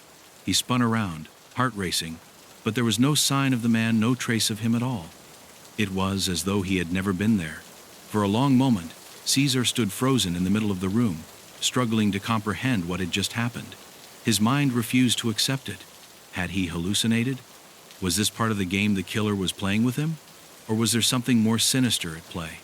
Shaking himself from his stupor, Cesar left the apartment, the image of the man's eyes still seared into his mind. He had been face to face with the killer, yet it felt as though the true threat wasn't the man, but something far darker, far more powerful. Something that operated behind the scenes, pulling the strings. The detective knew that the man wasn't just a random player in this puzzle, he was a messenger, a pawn in a game far beyond Cesar's understanding. Back at the precinct, Cesar turned his attention to the condemned man, a name that had been lingering in the back of his mind for some time. Alejandro Mendoza. Mendoza had been wrongfully convicted of a brutal murder years ago, a crime that no one could remember in detail, and he had been serving a life sentence ever since. What caught Cesar's attention wasn't the injustice of the conviction, it was the strange rumors that had followed Mendoza's case. People said he had visions. People said he could see things before they happened. Cesar pulled up the file on Mendoza, his eyes scanning the court transcripts, the witness statements, the details of the case. There was nothing solid, just a vague memory of a crime that no one seemed to remember clearly. The victim, a man named Jorge Herrera, had been murdered in the same neighborhood where Luis Rios lived, and the only connection between the two was Mendoza's conviction. It was almost as if the city had tried to bury the entire case, erase it from history, like it had never happened. But Cesar was starting to wonder if that was the exact point. What if Mendoza's conviction wasn't just a mistake? What if the wrong man had been locked away for a reason? And what if that reason was connected to the killings happening now? Cesar made a decision. He would visit Mendoza in prison. He needed answers, and Alejandro Mendoza was the key to unlocking the truth. But as he prepared for the visit, a gnawing feeling in his gut told him that what he would discover might change everything. The killer wasn't just someone he could catch with typical police work. This was a battle against something far more insidious, and Mendoza's visions might hold the answers he so desperately needed. Chapter 5. The Strange Connection. The walls of the prison were cold and impersonal, each one seemingly made of stone to block any sense of humanity from seeping through. Cesar had been to many prisons in his career, but none felt as suffocating as the one holding Alejandro Mendoza. The air was thick, heavy with the scent of stale concrete and iron bars, and a sense of foreboding seemed to cling to every inch of the building. As he approached the visiting area, his mind kept circling back to the words of the mysterious man in the dark coat. The truth lies beneath. What did it all mean? How was Mendoza connected to the murders? He passed through the security checks, the steel gates clanging shut behind him, and finally found himself sitting across from Alejandro Mendoza. The condemned man was in his late 30s, his face gaunt and pale, his dark eyes tired but alert. He didn't look like a murderer. In fact, he barely looked like a man at all. He seemed like a shadow of a person, someone who had been hollowed out by years of unjust imprisonment. by the weight of a crime he didn't commit. "Detective Ruiz," Mendoza said, his voice calm, almost too calm for someone in his position. "I've been expecting you." Caesar felt a shiver run down his spine. There was something unsettling about Mendoza's demeanor, something that felt unnervingly knowing. It was as though he had already foreseen this moment. "You've been expecting me?" Mendoza nodded slowly, his eyes never leaving Cesar's. "I knew you'd come eventually. You've been chasing shadows. And now, you've come to ask about them." Cesar leaned forward, his voice sharp. "What do you know about the murders happening in this city? You've been tied to a case in the past, but I'm starting to think there's more to it. I need answers, Mendoza. Answers only you can give me." For a moment, there was silence between them. Mendoza didn't answer immediately. Instead, he stared into Cesar's eyes, as though reading him, gauging his every thought. The detective felt a strange unease settle over him. Was it fear? Or was it something else? Something deeper? "I see you're looking for connections," Mendoza said softly, his voice almost a whisper. "But the connections aren't what you think. You think you're chasing a man, but it's not a man you need to find. It's something older, something that has always been here." Cesar's patience was wearing thin. "Stop with the riddles. I'm here because I need to understand what happened to Luis Rios. To the others, there's something that ties them all together. And you're the key to all of this." Mendoza finally broke his gaze and looked down at his hands, folded neatly on the table. "Luis Rios," he muttered. "He's not the first. He's just the latest. And he won't be the last." Cesar's heart skipped a beat. "What are you talking about? What do you mean he's not the first?" Mendoza's voice grew quieter, as though speaking more to himself than to the detective. "I was convicted for a murder I didn't commit, but I didn't just witness the crime, I saw what followed. It was the aftermath of something far darker, something that moved behind the scenes. And now, those who see the aftermath, they die, one by one. And it's not just a coincidence, detective. It's a pattern, a warning." Cesar's mind raced. What was Mendoza trying to say? He leaned in closer, his voice a low growl. "Who's behind this? What happened that night? Tell me everything." Mendoza lifted his eyes again, locking gazes with Caesar. "I can't explain it fully, but I can tell you this. There was someone else that night. Someone who had already seen death before it happened. Someone who could control it." He paused, his eyes narrowing. "Someone who made me see the future.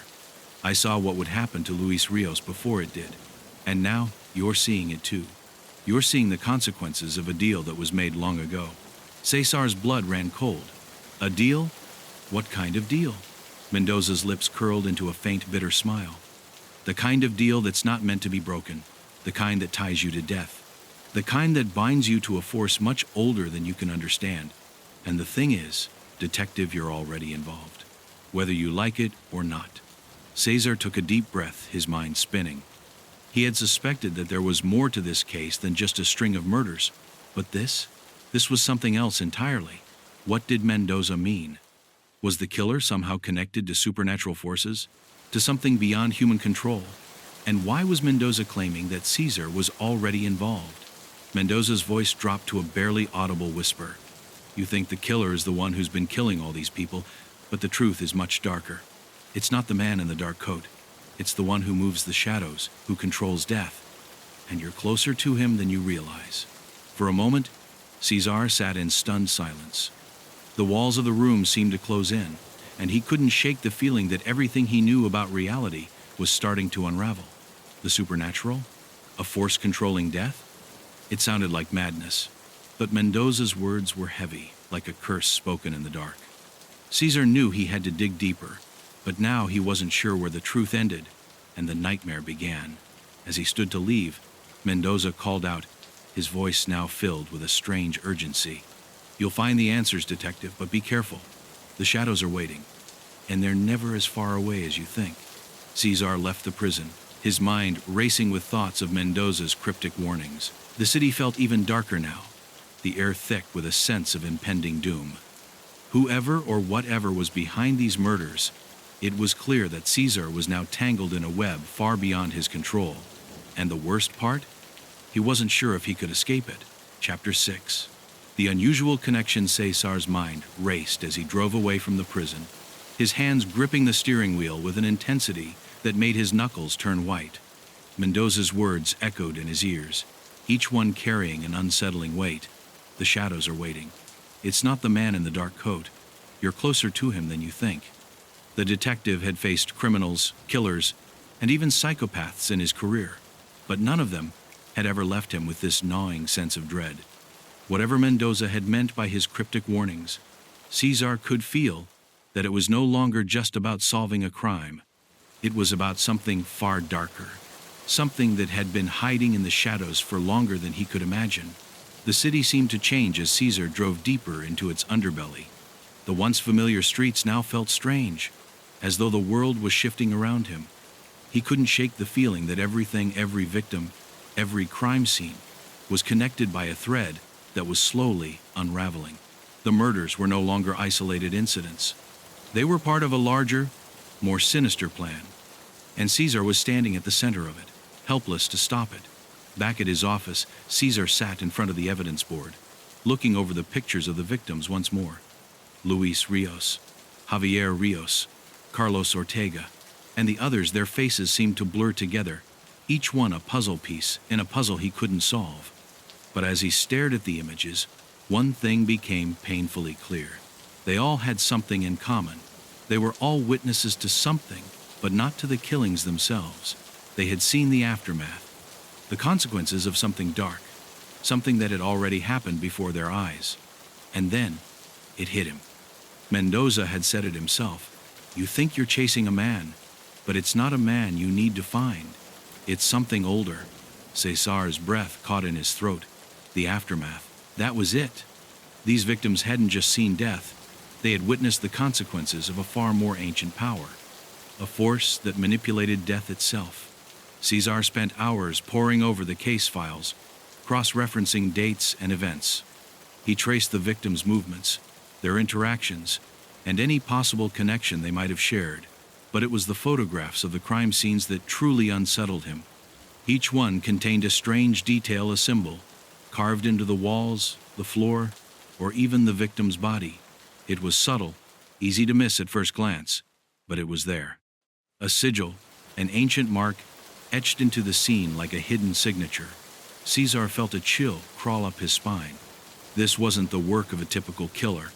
This was ritualistic. He stared at the sigils on the photographs for what felt like an eternity, unable to tear his eyes away. They were all different, but the pattern was unmistakable. Each sigil seemed to grow in complexity as the murders progressed, becoming more intricate with each victim. As if the killer or whatever force was behind these deaths was getting bolder, drawing closer to something greater. But what? And why? The answer came unexpectedly when Cesar's phone rang, breaking his trance. It was Detective Sanchez, his voice tense and urgent. Cesar, you need to see this. There's been another murder, same pattern, same symbols. The detective's heart skipped a beat. He had hoped, for a moment, that this would all end with one last clue, one final breakthrough. But now it was clear. The killings weren't just random, they were escalating. And the symbols were part of something much bigger, something that had been planned long before any of the victims had been chosen. Cesar arrived at the scene within minutes, his mind already working overtime. The victim was a woman, found in a remote part of the city near an abandoned church. Her body was mutilated, but it was the symbols that drew Cesar's attention first. They were carved into the ground around her, surrounding her like a protective circle. But this time, the sigil was different. It was larger, more elaborate, almost as if it had been traced by a force beyond human comprehension. He crouched down next to the body, examining the symbols with a growing sense of dread. The woman's eyes were wide open, frozen in fear, but it was the look on her face that chilled him most. A knowing expression, as if she had seen something far worse than death itself, something that had stolen her soul. This is getting out of hand, Sanchez muttered, standing next to him. These symbols, they're not random, are they? Cesar shook his head slowly, the pieces of the puzzle starting to fit together. Number. They're part of something bigger, something older. He paused, his mind flashing back to Mendoza's words. The shadows are never as far away as you think. We need to get these symbols analyzed. They're connected to the murders, to everything. As the team worked to process the crime scene, Caesar stepped away, his mind racing. He couldn't ignore it any longer. Mendoza's visions, the sigils, the dark force that had been controlling the deaths, it was all leading him to one conclusion: this wasn't just about a killer. This was a ritual, a pattern that had been established long ago. The murders were part of a greater design, and Caesar had just stumbled into the middle of it. His next move was clear. He needed to get to the church. The abandoned building where the latest victim had been found wasn't just a random location, it was a focal point, a place where the sigils seemed to converge. Mendoza had spoken of a force that manipulated death, and Caesar was beginning to believe that this church was where it all began. It was the epicenter of whatever dark ritual was unfolding, and if he could find out what had happened there, he might be able to stop it. But as he stood at the edge of the crime scene, a sense of foreboding washed over him. He wasn't just chasing a killer, he was chasing a nightmare, a force that had been manipulating the lives and deaths of these people for reasons he still couldn't understand. And the closer he got to the truth, the more he realized that the shadows weren't just waiting for him, they were closing in. Chapter 7. The premonition. Caesar stood at the entrance of the abandoned church, the once grand structure now crumbling under the weight of time and neglect. Its Gothic spires seemed to claw at the sky like fingers reaching for something unreachable. Its windows darkened and shattered, casting eerie shadows across the overgrown courtyard. The place reeked of decay, not just of wood and stone, but of something far older, something malevolent. The air felt thicker here, as if it had absorbed the sins of centuries. As he stepped inside, the smell of mold and damp earth greeted him, but it was the silence that truly struck him. It wasn't just the quiet of a forgotten place. It was the kind of silence that weighed heavily, that seemed to pulse with a life of its own. Every step he took echoed through the vast emptiness, amplifying his sense of isolation. He wasn't sure what he was looking for, but instinct told him that this church was the key. Mendoza had spoken of a darkness that had been here long before the murder started, and Caesar was beginning to suspect that this was where it had all begun. He moved slowly, methodically, as his flashlight swept across the interior. The stone walls were covered in creeping ivy, their surfaces etched with strange symbols, sigils that were nearly identical to those he had seen in the crime scenes. His heart raced. This was it. This place was part of the ritual. The force that had been manipulating the victims, that had drawn them into its web, had left its mark here. At the center of the church was an altar, covered in layers of dust, its surface scarred and worn by the years. But what caught Caesar's attention was the circle of candles surrounding it. The wax was melted down into pools, the flames long extinguished, but the arrangement was unmistakable. It was a summoning circle, a ritualistic pattern designed to call someone into being. Caesar's blood ran cold. The very air around him seemed to crackle with energy, as though the walls themselves were holding their breath, waiting for something to emerge. As he approached the altar, a voice broke through the stillness. "You're not supposed to be here." Caesar spun around, his hand instinctively reaching for his gun, but his movement froze when he saw who was standing in the doorway. It was Mendoza, the condemned man, his face pale, his eyes wide and unnervingly calm. His presence here, in this forsaken place, confirmed everything Caesar had feared. Mendoza wasn't just a witness to the past, he was part of this, part of the force that had been manipulating the deaths, the visions, the sigils. "What the hell are you doing here?" Caesar demanded, his voice low and tense. Mendoza took a slow step forward, his eyes never leaving Caesar's. "I told you, detective, the truth is buried here.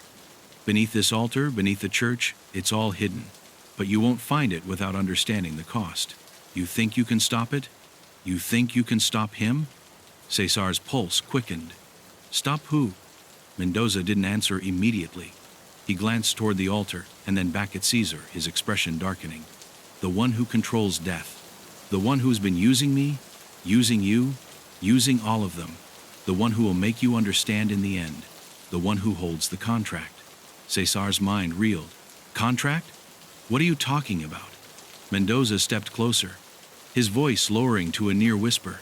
"You think this is just about murder, about solving a case, but it's much older than that. It's about a bargain, A deal made long ago with something that was never human. And now, the price is being paid. One life at a time. Cesar's eyes narrowed. This wasn't just a case of revenge or greed. This wasn't about a human killer, or even a serial murderer. It was something far darker.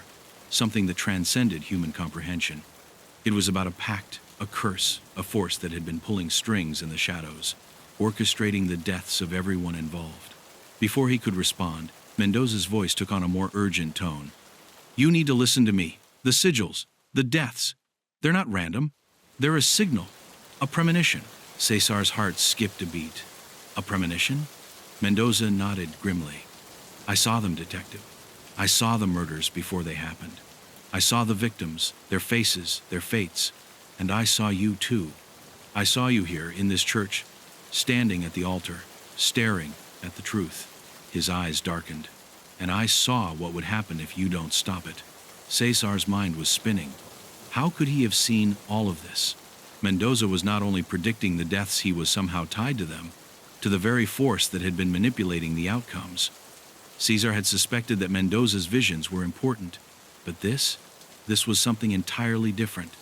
Mendoza had been touched by something supernatural, something that allowed him to glimpse the future, to see the deaths before they occurred. And now, it seemed, Cesar was caught in the same web. You've seen it? Cesar's voice was tight with disbelief. You've seen the future? How? And why me? Mendoza's expression softened for a moment, almost as if he pitied Cesar. Because, detective, you're part of the pattern now. The moment you stepped into this case, the moment you began chasing the killer, you signed the same contract. You became one of the witnesses. And the witnesses always pay the price. Cesar's thoughts spun into chaos. Witnesses always pay the price. The words echoed in his mind as the weight of Mendoza's words settled over him. He had seen the future. He had seen Cesar's fate. Before he could process it further, Mendoza turned abruptly, as if sensing something in the air. It's coming, he said, his voice trembling. The darkness, it's closer now. The one who controls death doesn't let go easily. He's been waiting for this moment, for the right time to claim what's his. Cesar felt a chill creep up his spine, and in that moment, he knew with a sickening certainty that Mendoza was right. The killer, the force behind the murders, wasn't just a person, it was something ancient, something that had been pulling the strings of fate itself. And Cesar was trapped in its web. You need to get out of here, Mendoza said urgently, before it's too late. But Cesar didn't move. His eyes locked on the altar, the sigils, the candles that had long since burned out. The weight of the situation crashed down on him, and for the first time, he understood the truth. This wasn't just about solving a case. It was about surviving a nightmare that was far beyond anything he could have imagined. Chapter 8. The deadly trap. Cesar's mind raced as Mendoza's cryptic warning echoed in his ears. It's coming. The words felt like a prophecy, an omen, and they hung in the air, thick with impending doom. He turned his gaze back to the altar, his eyes tracing the sigils carved into the stone, the faint remnants of candle wax dripping into pools of dark history. Mendoza was right about one thing: the darkness wasn't just near, it was already here. Something was closing in, something far beyond the limits of human understanding. The sense of unease in the air was almost palpable, like the church itself was holding its breath. Mendoza stepped back, his face now drawn with worry, as if he could sense the presence of something that Cesar couldn't yet see. You don't understand, Mendoza whispered, his voice trembling. The moment you stood in this place, you became part of the pattern. It's too late to stop it now. Cesar's pulse quickened. What does that mean? What pattern? What is happening to me? His voice was tight with desperation, but Mendoza just shook his head, his expression filled with regret. I wish I could tell you, but there are things that shouldn't be known. The truth you're searching for will be your undoing. It's the same truth that has claimed all the others. Mendoza's eyes flickered toward the entrance, his gaze distant, unfocused, as though he could see something Cesar couldn't. It's already here. Suddenly, the atmosphere in the church seemed to shift. The air grew colder, as though an invisible weight had settled in. A faint, creaking sound echoed from the rafters, like something was moving above them, something old, something dangerous. Cesar instinctively drew his gun, his fingers trembling as the chill of the unknown wrapped around him. "What's happening?" Caesar asked, his voice barely above a whisper. The silence in the church had turned oppressive, thick with a sense of dread that made it almost impossible to breathe. Every instinct screamed at him to run, to get out of the church as quickly as possible, but some invisible force kept him rooted in place. Mendoza's voice was barely audible now, as though speaking louder would summon whatever was lurking in the shadows. "You don't get it, detective. It's not just a killer. It's a force. It manipulates death. It chooses who lives and who dies. It knows you, knows your fears, your desires, your weaknesses. And now that it's marked you, it won't let you go." Cesar's heart pounded in his chest, his mind reeling from the enormity of what Mendoza was saying. A force, a being, that controlled death. He had heard of twisted killers with delusions of grandeur, of people obsessed with power, but this was different. This wasn't human. This wasn't something that could be reasoned with. This was something that operated outside the realm of reality.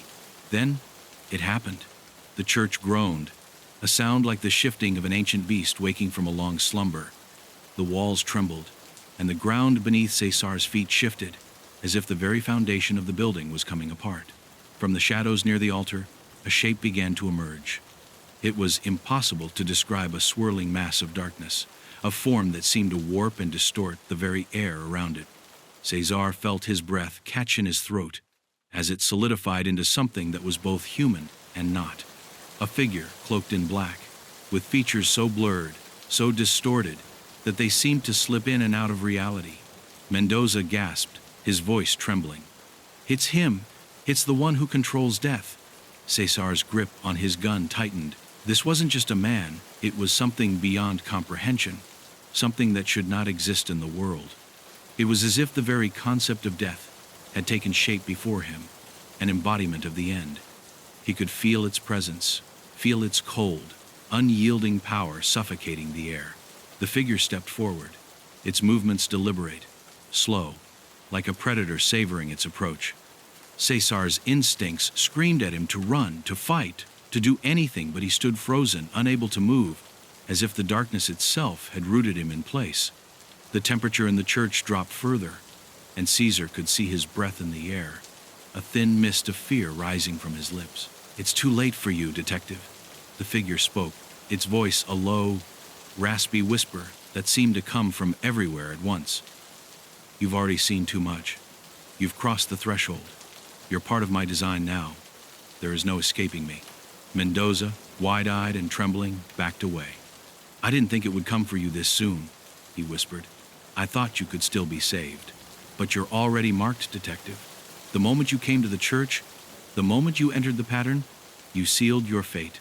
Cesar's breath came in shallow gasps as the darkness seemed to close in on him, its oppressive weight pressing down on his chest.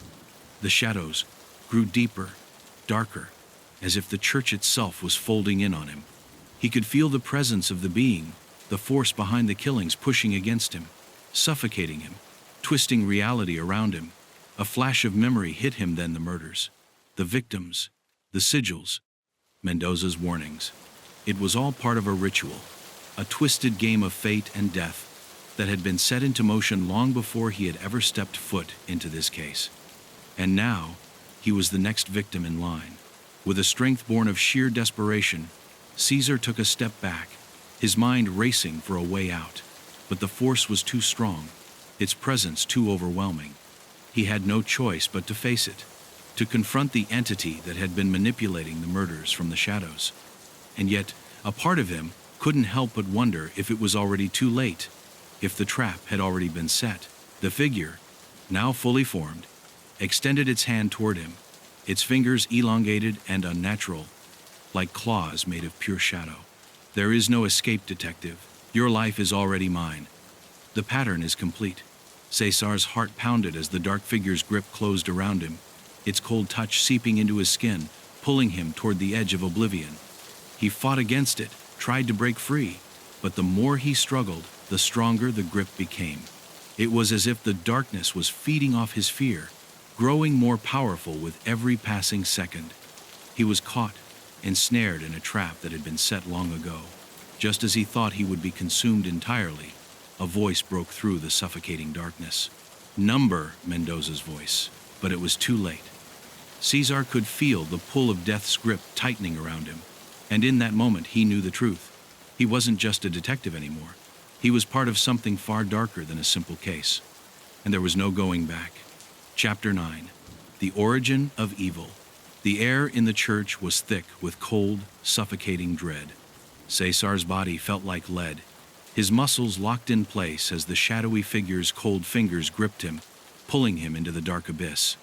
His mind raced, a blur of thoughts and images, but amidst the terror, one thought stood out. This is it. This is the end. He had seen the killer's sigils, heard Mendoza's warnings, but now he understood the truth too late. The force controlling the deaths was not just a killer, it was a predator, an ancient being born of darkness, a thing that existed outside the bounds of mortal comprehension. The figure's form began to take shape before him, its features still indistinct but growing clearer, like a nightmare being slowly stitched together.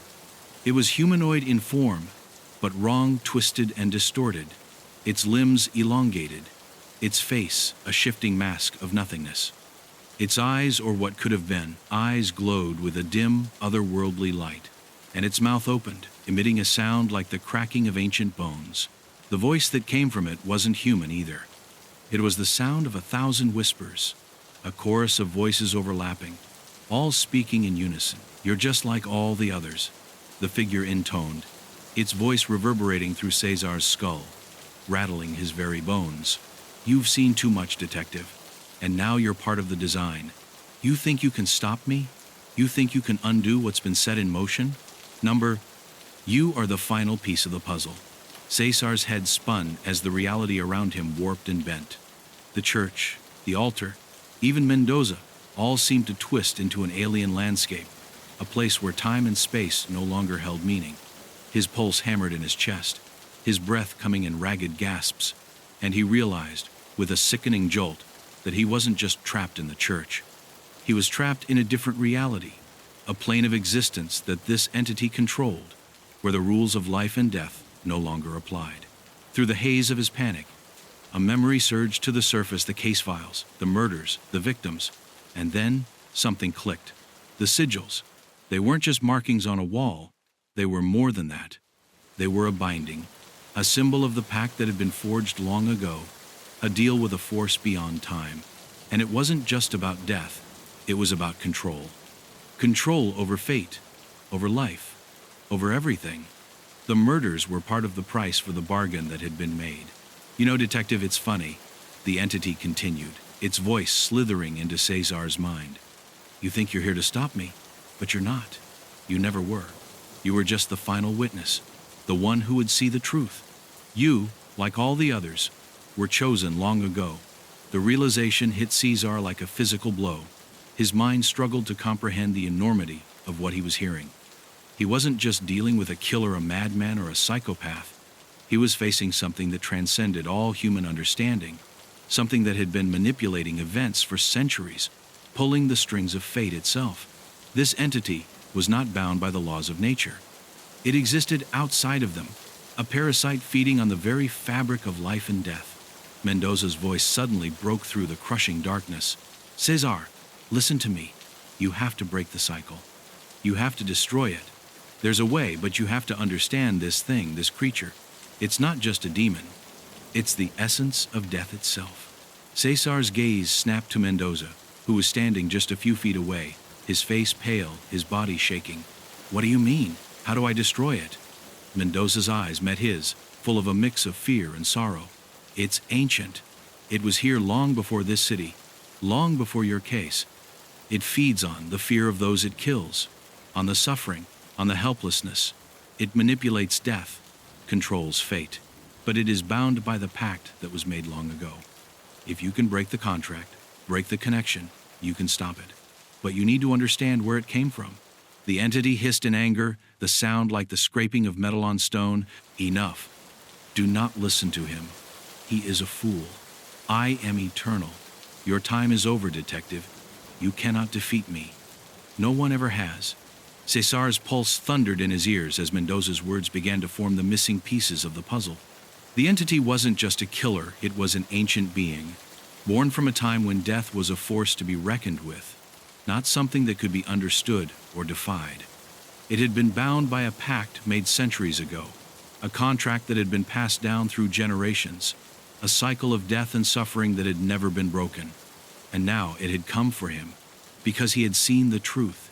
He had become part of the chain, and there was no escaping it. What contract? Caesar managed to force out, his voice hoarse, barely audible over the roar of the entity's presence. What do you mean? What's the deal that started all of this? Mendoza looked at him, his face drawn and grim. It's tied to the church, to the altar. Centuries ago, a group of people made a deal with this being the one who controls death to save themselves from something worse. They sealed the pact with blood, and ever since, this creature has been feeding off their descendants, manipulating them, controlling them, orchestrating their deaths. And now, you're part of it. The entity's form flickered with rage, its shape twisting and contorting.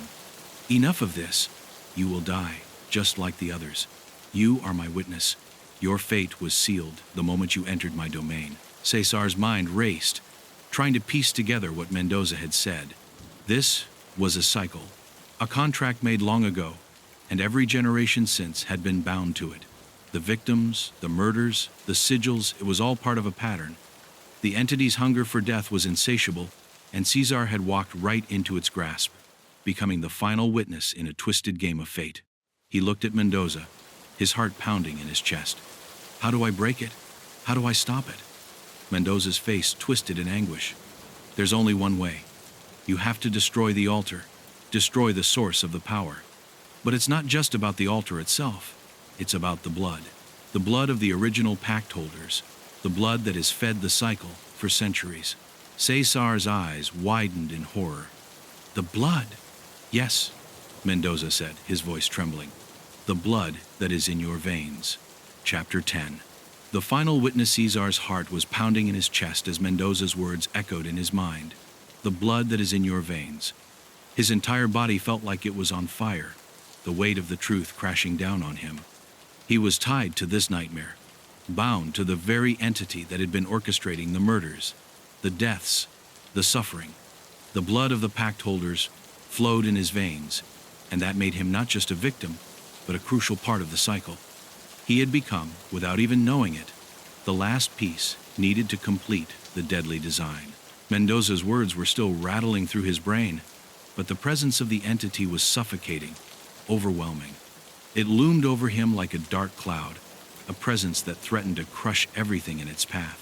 The church seemed to pulse with its power, every breath Caesar took becoming more difficult as the air grew thicker. He could feel the entity watching him, studying him, its gaze heavy and unyielding, as though it was waiting for something. What do you mean, my blood?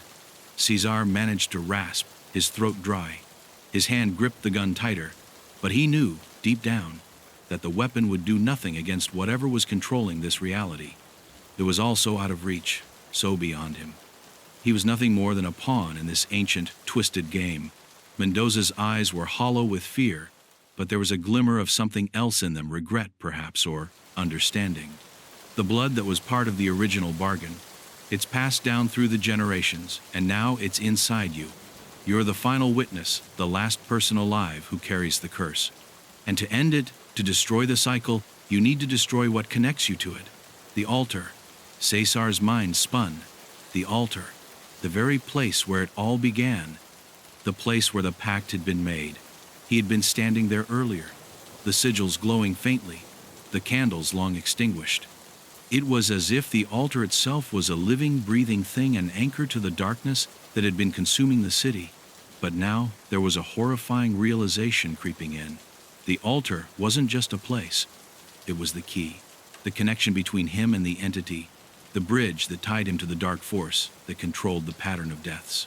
The altar, Caesar repeated, his voice trembling with the weight of the realization. But how do I destroy it? How do I destroy something that's alive? Mendoza shook his head. It's not just about destroying the altar, detective. It's about destroying the bloodline. The blood that runs through you. The blood that links you to this force. You have to sever the connection. It's the only way to break the cycle. Cesar's legs felt like they were made of stone, but he forced himself to move, inching his way toward the altar, despite the oppressive force pressing in on him. Every step felt heavier than the last, as if the very church itself was trying to stop him, to keep him from fulfilling the only hope he had left. But he couldn't stop now. He couldn't let the entity win. Not after everything. Not after the lives that had already been lost. He reached the altar, his hand trembling as he touched the cold stone. The sigils burned beneath his fingers, the lines of the symbols glowing with an unnatural light, pulsing with the rhythm of something ancient and evil. A low growl seemed to emanate from the altar, as if it recognized him, knew what he was about to do. Cesar's breath caught in his throat, and he stepped back, his mind racing. How could he sever the connection? How could he destroy something that was embedded so deeply in his very being? The entity's voice rose in fury, cutting through the air like a blade. You think you can destroy me, detective? You think you can undo what has been done? You are mine. Your soul is mine. There is no escaping me.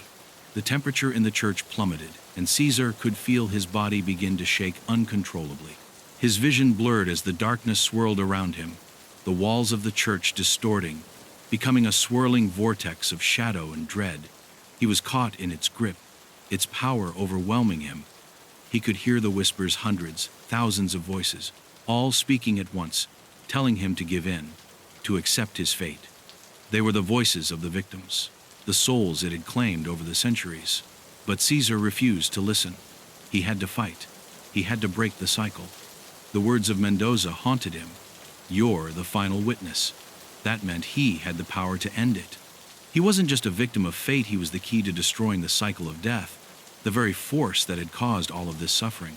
Desperation coursed through his veins as he thought of everything he had learned, everything he had endured. His hand instinctively reached into his coat pocket, pulling out a small object that he had forgotten he even had. It was a key, one he had found in the church's hidden basement earlier, tucked away in an old, dusty chest. The key seemed to hum with energy as he held it in his palm. He didn't know what it opened, but in this moment, he knew it was the answer. With a mixture of terror and determination, Caesar turned back to the altar, raising the key high. The whispers around him grew louder, more frantic, as if the entity was aware of what he was about to do. He slammed the key into the altar's center, twisting it with all his strength. The church shook violently, and for a moment, everything seemed to freeze like time itself had come to a halt. Then, the altar erupted in a burst of light. The sigils burned bright, their light blinding, searing through the darkness that had consumed the room. The entity screamed, a sound that rattled the very foundation of the church. Cesar felt a sharp, searing pain shoot through his chest, as if his very soul was being ripped from his body. His vision blurred, and for a moment, he thought he might die right there, in that cold, forsaken church. But he didn't. The light from the altar grew brighter, stronger, until it swallowed the darkness entirely. The whispers faded, and the cold grip that had held him began to loosen. He felt the weight lift from his chest, and he collapsed to his knees, gasping for air. The entity's presence was gone. Cesar's heart hammered in his chest, his body trembling from the effort, from the fear, from the sheer force of what had just happened. The altar was still glowing, but the sigils had faded, their power gone. The church, once filled with the oppressive weight of the entity, was now silent. And for the first time, Caesar felt the air in the church real air, fresh and untainted. It was over. But as he slowly stood, still trembling, a thought crept into his mind, one that would haunt him for the rest of his life. Had he really destroyed the entity? Or had he just unlocked a new part of the cycle, a new path to death? The House of Laments. Chapter 1. The Forgotten Mansion. The town of San Rafael sat quietly at the edge of a fog-drenched valley, nestled between craggy hills that seemed to keep the world at bay. Its cobblestone streets wound like veins through a patchwork of crumbling houses, their ancient walls sagging beneath the weight of time. The sun rarely broke through the dense fog, leaving the city in a constant half-light, where shadows clung to every corner and every surface. But the most imposing shadow of all was the mansion at the town's edge, an enormous Gothic structure that seemed to swallow the light itself. Its high, arched windows were shattered, and its roof sagged, as if the house itself had grown weary of standing. The mansion had been abandoned for years, but no one in San Rafael spoke of it without a shiver. The townsfolk had long since stopped walking past it, leaving the sprawling estate to decay in isolation. The story was always the same. A once prominent family had vanished from the house without a trace, leaving behind a mystery so deep that even the bravest souls couldn't bear to investigate it. It was said that the house had been cursed, its walls haunted by the restless spirits of its former inhabitants, their mournful cries echoing through the empty rooms. Carmen Soto stood at the wrought iron gate that marked the entrance to the property, her breath visible in the cold morning air. A seasoned investigative journalist, Carmen had heard the whispers about the mansion ever since she moved to San Rafael. But it wasn't until an old woman, shaking with age and fear, told her of the strange sounds that came from within, sounds of voices crying out for help, that Carmen decided she had to see it for herself. Armed with her camera, a flashlight, and an overwhelming sense of curiosity, she pushed open the rusted gate and stepped onto the overgrown path that led to the front door. As Carmen approached the mansion, the first thing that struck her was the silence. There were no birds, no rustling leaves, no distant sounds of life. The air around the house seemed thick, almost oppressive, as if the very atmosphere was holding its breath. The house loomed ahead, its facade crumbling but still proud, like a forgotten relic from a time long past. The windows were like eyes, dark and vacant, staring out into the nothingness. The place felt alive, watching her every move. Carmen's footsteps echoed against the cracked stone of the front porch as she climbed the stairs to the grand double doors. She reached out and pushed one open, the door creaking in protest. A chill swept over her, and she hesitated for a moment, her heart thudding in her chest. Something about the house, something unspoken, something ancient seemed to warn her away, but her resolve was firm. She had come for the truth, and she wasn't going to turn back now. The interior of the mansion was suffocatingly dark, even though the daylight outside filtered through the grime-covered windows. The walls, once adorned with ornate wallpaper, were now stained with years of neglect. Dust hung in the air like a fog, and the floorboards groaned beneath her feet as she stepped into the grand hallway. She shone her flashlight around, taking in the faded grandeur of the space, the grand staircase that wound upwards into the shadows, the cracked portraits that lined the walls, their faces blurred by time and decay. Carmen made her way deeper into the house, her footsteps slow, deliberate. The air grew colder with each step, and she could feel the weight of the place pressing in on her, as if the house itself was alive, breathing in rhythm with her movements. She entered what appeared to be a sitting room, its once beautiful furniture now covered in thick layers of dust and mildew. The air smelled of damp wood and something faintly metallic, like rust. And then, just as she was about to turn back, she heard it, a soft whisper, so faint it could have been the wind. "Carmen," the voice was low, almost a sigh, coming from somewhere deep within the walls. She froze. Her pulse quickened and the flashlight trembled in her hand. The voice didn't sound like a natural sound. It wasn't human, not in the way she understood. It was more like a sound that had been trapped in the house for years, decades even, desperate to be heard. She shook her head, trying to dismiss the thought. Her mind was playing tricks on her, that's all. But then, the whisper came again. Louder this time, almost pleading. "Carmen!" It was unmistakable. The voice wasn't a figment of her imagination. It was real, and it was coming from inside the walls, from somewhere behind the decaying plaster. The hairs on the back of her neck stood up, and a cold dread settled in her chest. She was not alone. As Carmen stepped back toward the door, she heard something else, a soft scraping sound, followed by a low, guttural moan. It sounded like it came from beneath the floorboards, as though something or someone was trying to crawl its way up from the depths. Her breath caught in her throat. The house was alive with sound, but the sounds were wrong. They weren't the creaks of an old building settling. They were something else, something dark, something ancient. And then, just as suddenly as it had started, the house fell into silence. The whispers stopped. The scraping stopped. The only sound left was Carmen's heartbeat, pounding in her ears. She had a sudden, terrifying thought.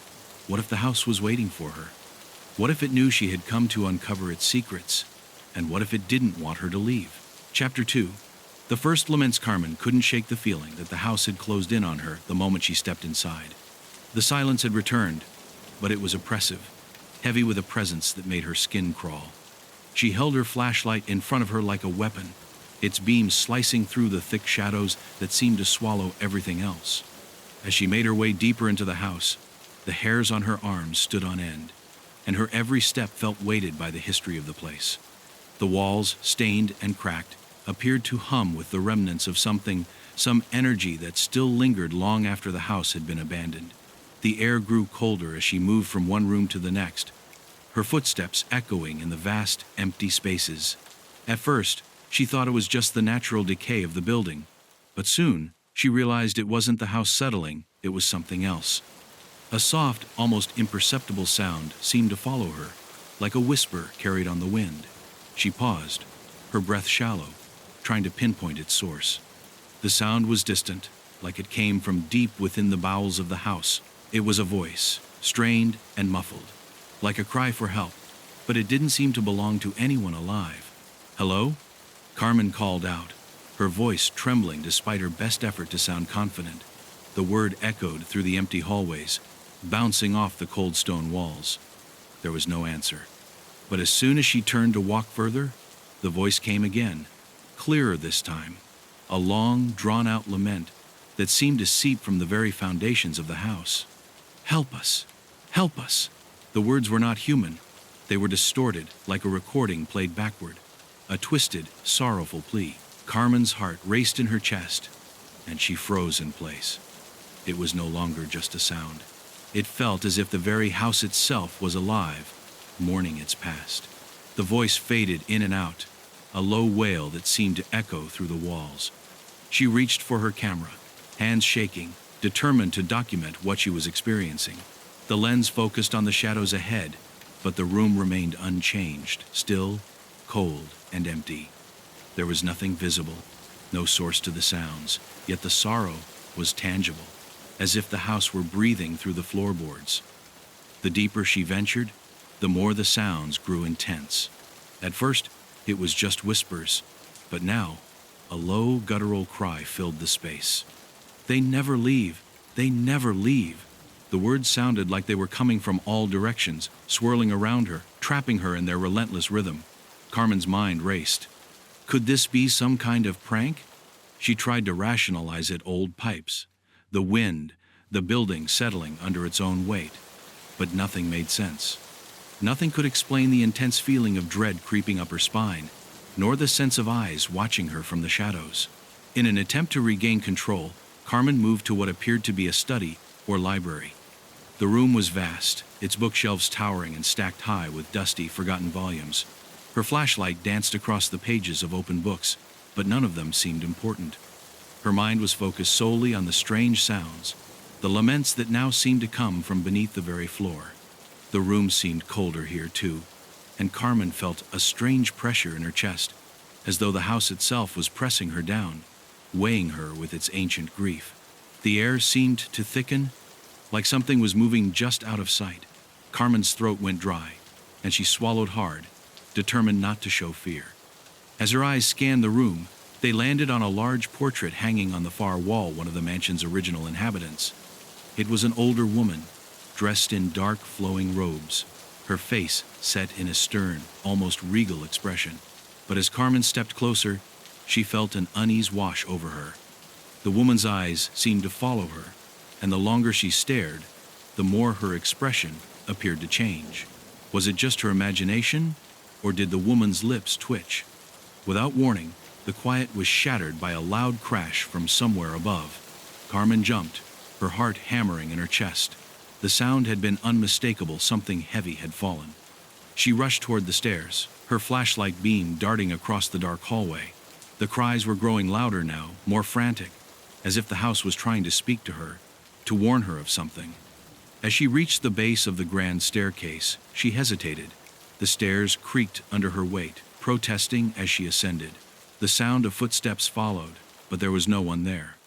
They were too deliberate, too slow, too heavy to be made by anything human. She reached the top floor, her breath coming in ragged gasps, and turned down a long corridor lined with doors. The noise now was unmistakable. Voices, sobs, and whispers. They seemed to emanate from one of the rooms at the end of the hallway. Her pulse quickened as she moved closer, the door slightly ajar.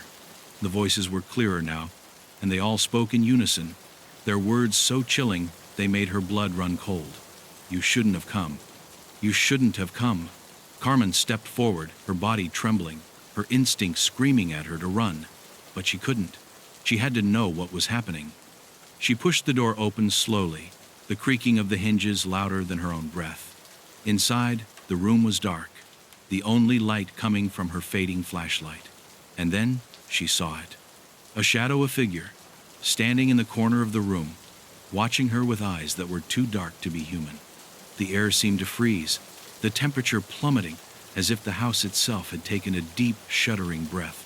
"Get out," the figure whispered, its voice a rasping echo that sent a jolt of terror through her body.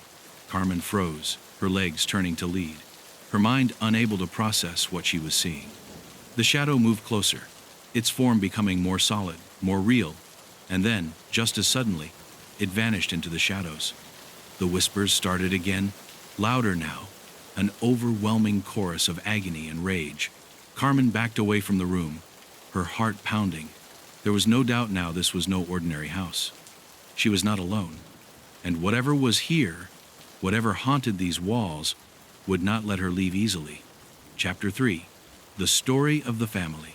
The weight of the house's haunting presence followed Carmen as she descended the staircase. Each step felt like it was pulling her deeper into a past she was reluctant to uncover.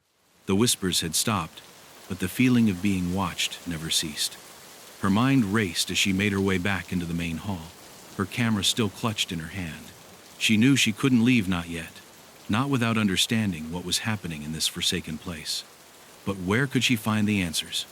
The walls had offered her nothing but silence, and the shadows seemed to mock her attempts at reasoning. In the far corner of the hall, hidden beneath a heavy, dust-covered cloth, Carmen noticed a large wooden door. It had been partially obscured by time and neglect, but something about it called to her. She walked toward it, her shoes scraping against the floor with each step.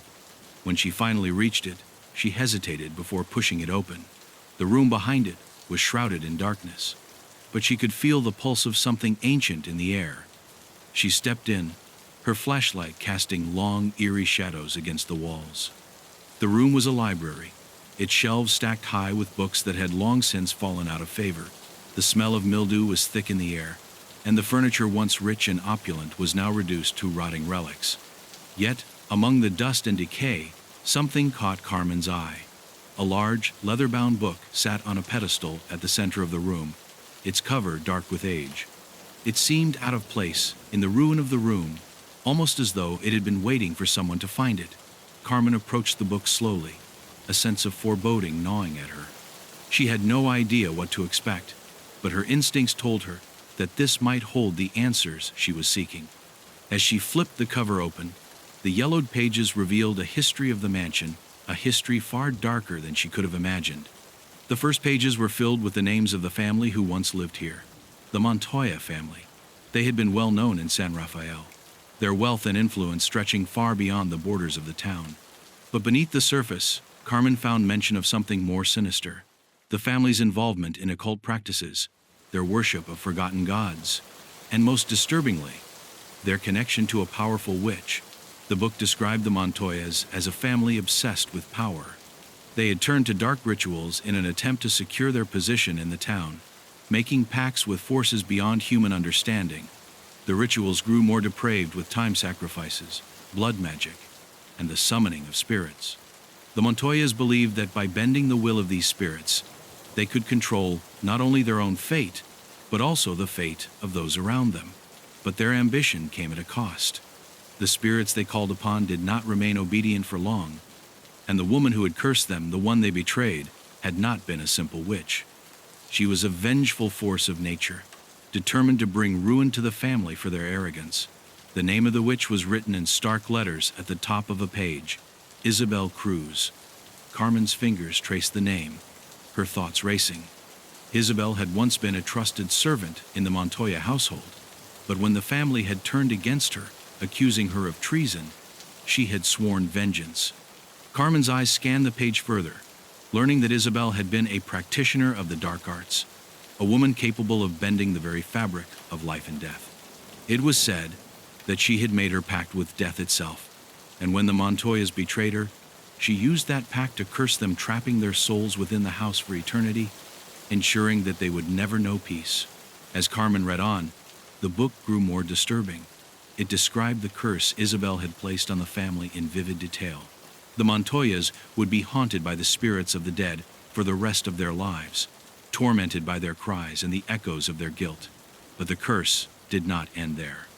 It would also claim anyone who dared enter the house after them, as a form of punishment for disturbing the sacred ground. Carmen's stomach churned as she processed this information.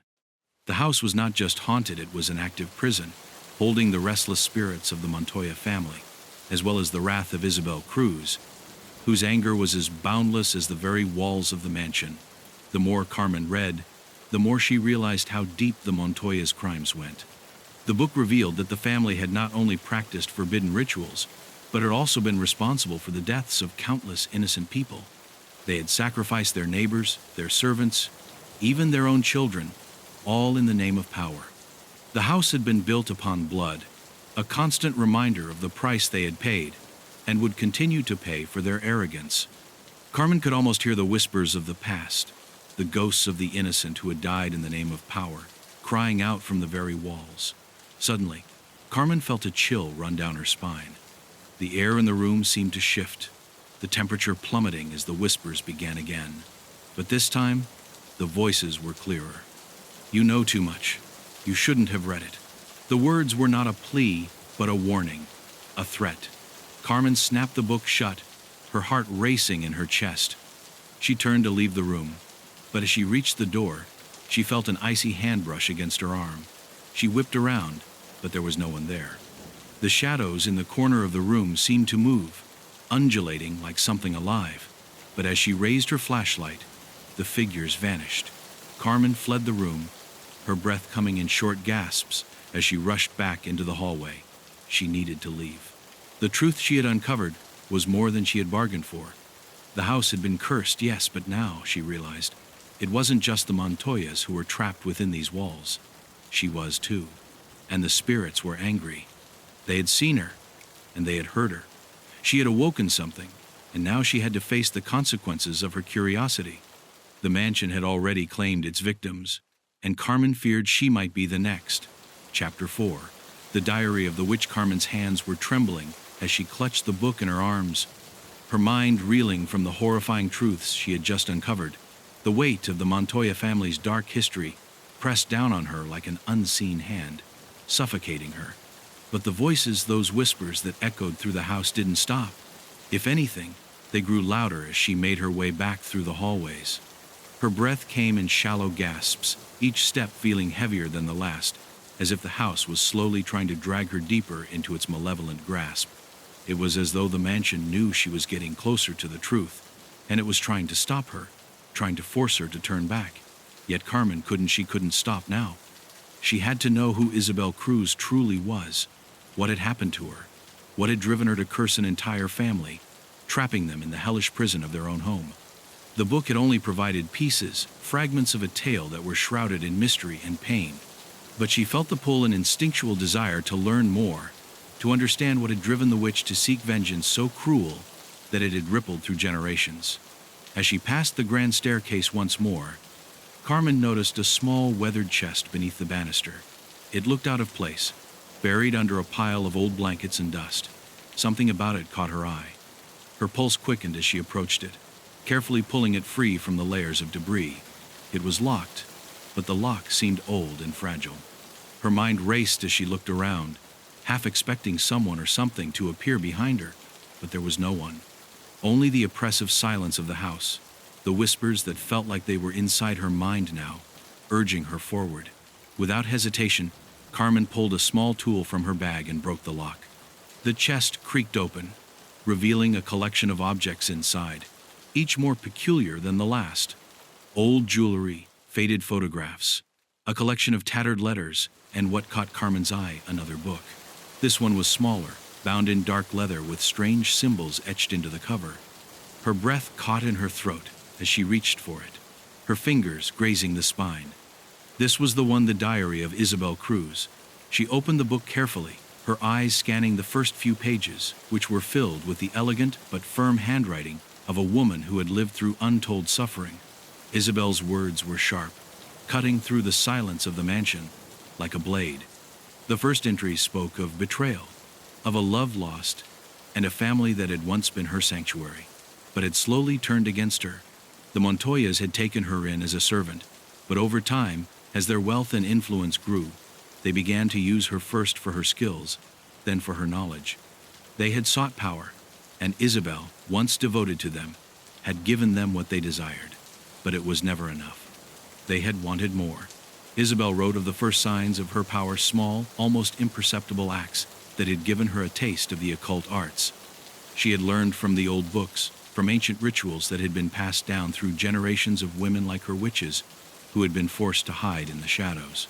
She had learned to summon, to bind, and to command the forces that no mortal should. She had trusted the Montoyas, shared her knowledge with them, but they had taken it all, used it for their own gain, until they no longer had any need for her.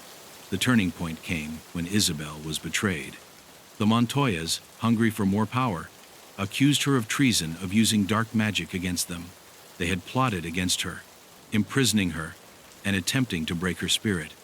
But Isabel had already been prepared. She had known the moment they began to turn on her. Their greed had made them blind, and it was in their blindness that Isabel found her chance for revenge. Her diary detailed the ritual she had performed, the one that had bound her soul to the house. The Montoyas had tried to destroy her, but she had turned the tables, using their own rituals against them. The curse she had cast was not just a simple spell. It was an oath, a promise that their souls would remain trapped in the house forever, never to find peace.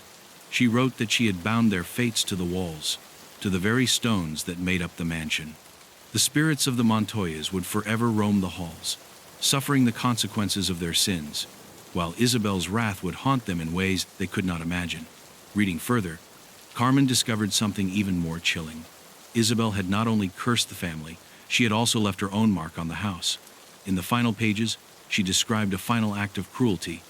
"They will never leave," Isabel had written, "and neither will I. My soul is tied to this place, and I will wait for the one who dares to uncover the truth. Let them come.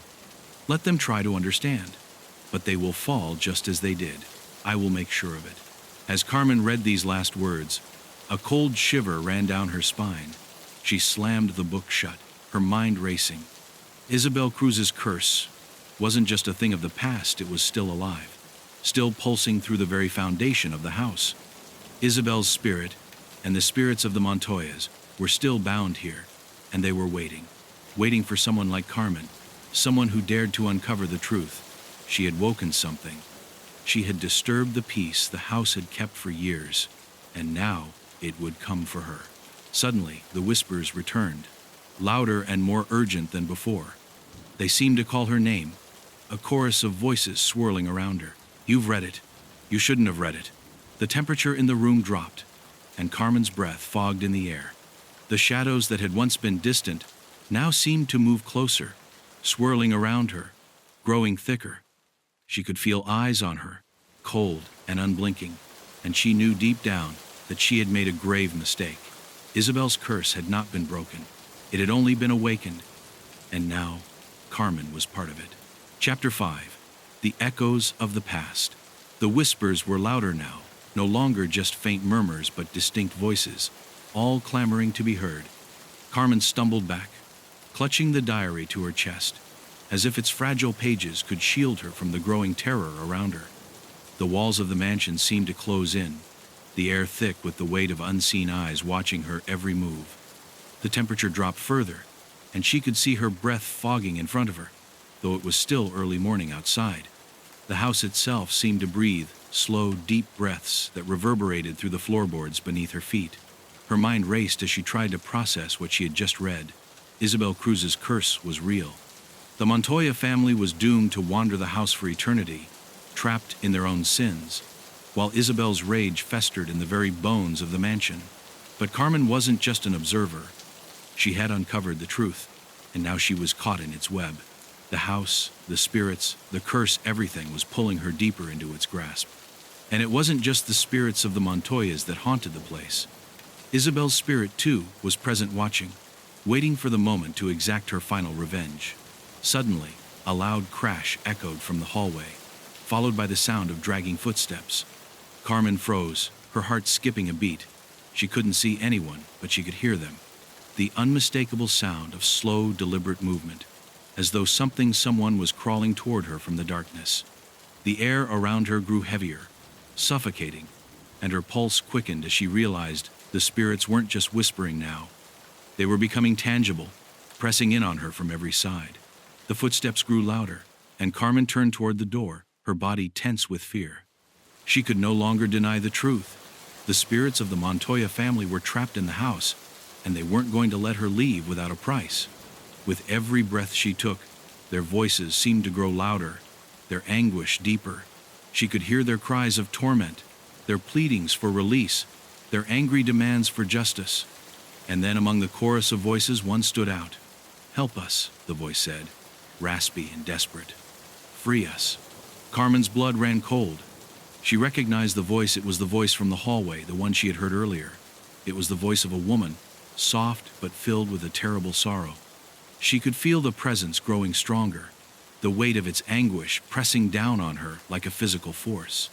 Slowly, almost imperceptibly, she turned her head to the side, where a faint light flickered at the edge of her vision.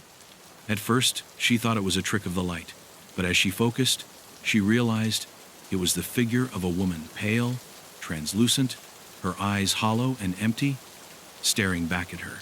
It was the spirit of one of the Montoyas. Carmen couldn't tell which one, but she could feel the hatred radiating from the ghost. The woman's mouth moved, but no sound came out.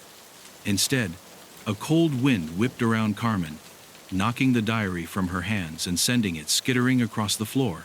The spirit raised a hand, long, bony fingers that seemed to stretch toward her, as though reaching for something she couldn't see.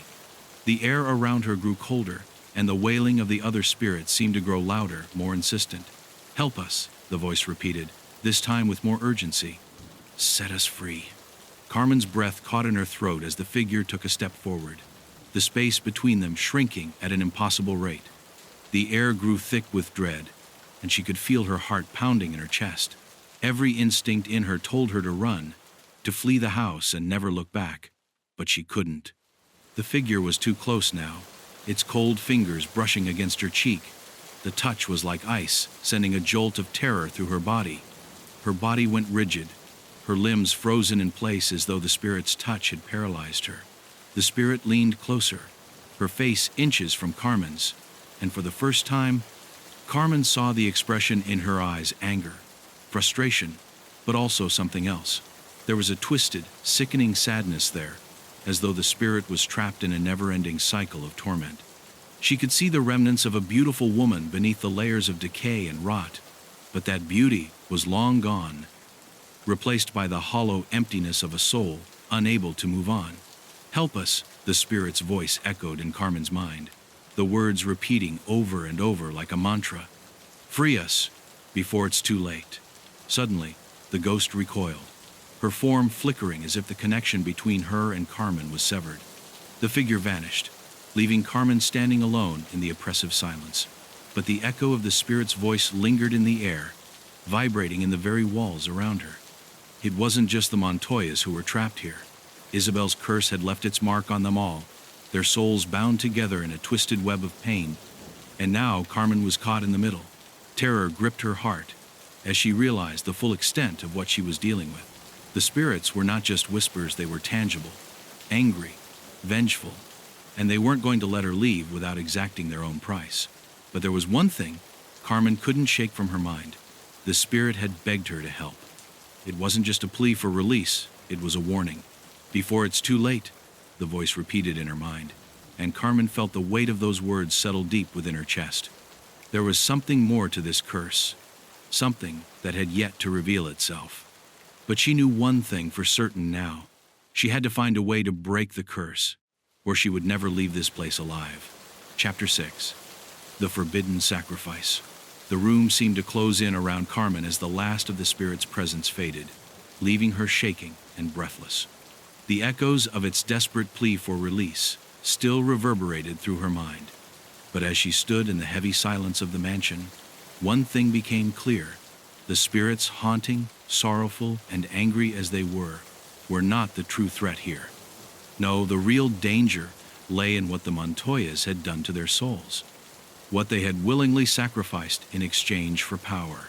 Her gaze fell back to the open chest beside her, where the scattered remnants of the Montoya family's history lay. She had already uncovered so much: the diary, the photographs, the trinkets, but there was more, much more. She had seen hints of rituals in Isabel's diary, but it was only now that she understood the true scale of the Montoya's descent into madness. Power, after all, came at a price, and they had paid it in blood. With trembling hands, Carmen sifted through the letters and old relics, one by one. She found a collection of yellowed pages, their edges frayed with age. The handwriting was neat but hurried, each word dripping with the desperation of someone who had already begun to lose their grip on reality. The more she read, the more the weight of their deeds pressed down on her chest. The Montoyas had not only sought power from Isabel, they had turned to darker, more forbidden sources. They had dabbled in ancient, unspeakable rites rituals that demanded human blood, the life force of the innocent, to fuel their insatiable hunger for dominance. In one letter, a member of the family, Maria Montoya, the matriarch, described in vivid detail the first sacrifice they had performed. "To ensure our prosperity," she wrote, "we offered the blood of an innocent, a child, to the ancient ones who grant us power." Carmen's stomach churned as she read the words. A child.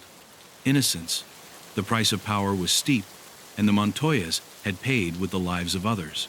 But the sacrifices hadn't stopped there. No, each year they had fed the curse, fed the spirits, with more blood, more lives. The family had grown stronger, more influential, but at what cost? Their souls had become twisted, their very essence tainted by the dark forces they had summoned. Carmen's mind raced as she processed the implications of what she had just learned. The Montoyas had been feeding the curse all along, unknowingly perhaps, even willingly. Each ritual, each sacrifice had only served to strengthen the hold Isabel's curse had over them. The walls of the house, the land itself, were soaked with the blood of the innocent, the lives they had stolen in the name of power. And it wasn't just Isabel's rage that had bound them here. It was the evil they had welcomed into their own hearts. The spirits of the house, tortured and bound by the rituals, were only the beginning. The true horror lay in what the Montoyas had unleashed upon themselves. In another letter, written in a more frantic hand, Maria described the final ritual, a twisted, horrifying event that had sealed their fate.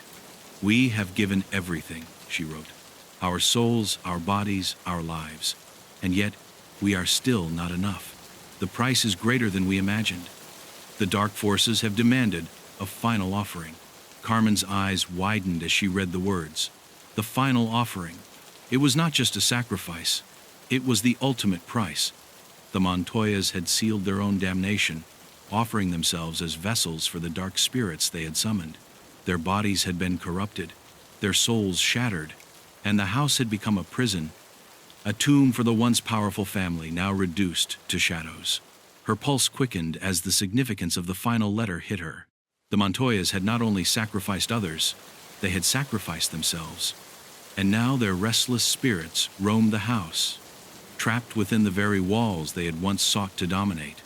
The curse had not only bound them in the house, it had bound their souls to the land, to the rituals, to the evil they had invited in. They were not merely victims of Isabel Cruz's wrath. They had sealed their own fate by embracing the forbidden. And now, as Carmen stood at the center of it all, she realized with growing horror that the curse wasn't something she could simply break. It had become a part of the house itself. The house, it seemed, was alive with the echoes of the past. The walls seemed to whisper to her in a language she couldn't understand, but the meaning was clear. You cannot escape. You cannot outrun what you have uncovered. Carmen knew now that the mansion was not just a prison for the spirits of the Montoyas. It was a living entity, born of their sins, fueled by their bloodshed, and she too was a part of its twisted history. The moment she had stepped foot in the house, she had become a part of the curse, as surely as they had. As she closed the final letter, a chill ran down her spine. The whispers in the walls seemed to grow louder, more insistent. The spirits, both the Montoyas and Isabel's, were all around her now, their restless energy crackling in the air. She could hear their cries, their pleading for release. But Carmen understood now that it wasn't just a release they sought, it was redemption. The curse could only be broken if the Montoyas acknowledged the full extent of their sins, if they repented for what they had done. But could they? Could their souls ever find peace after the horrors they had committed? And even if they could, was there any way for Carmen to escape the grip of the house before it consumed her too? The spirits seemed to stir again, their voices rising in a cacophony of sound that filled her mind, drowning out everything else. There was no way out, not unless she could undo the curse. But undoing it meant facing the darkest corners of the mansion, confronting the spirits of the Montoyas, and perhaps even Isabel Cruz herself. There was no telling what might happen next. But one thing was certain: Carmen had to find a way to stop the curse, or be forever bound to the mansion's tortured past. Chapter 7. The connection with the witch Carmen's head swirled with the revelations she had uncovered. The Montoya's sacrifices, their twisted hunger for power, and their eventual downfall had all been part of a greater scheme. But it wasn't just their actions that had trapped them in the mansion. It was Isabel Cruz's curse, a curse woven with dark magic, hatred, and betrayal. The woman they had wronged was no mere servant or healer.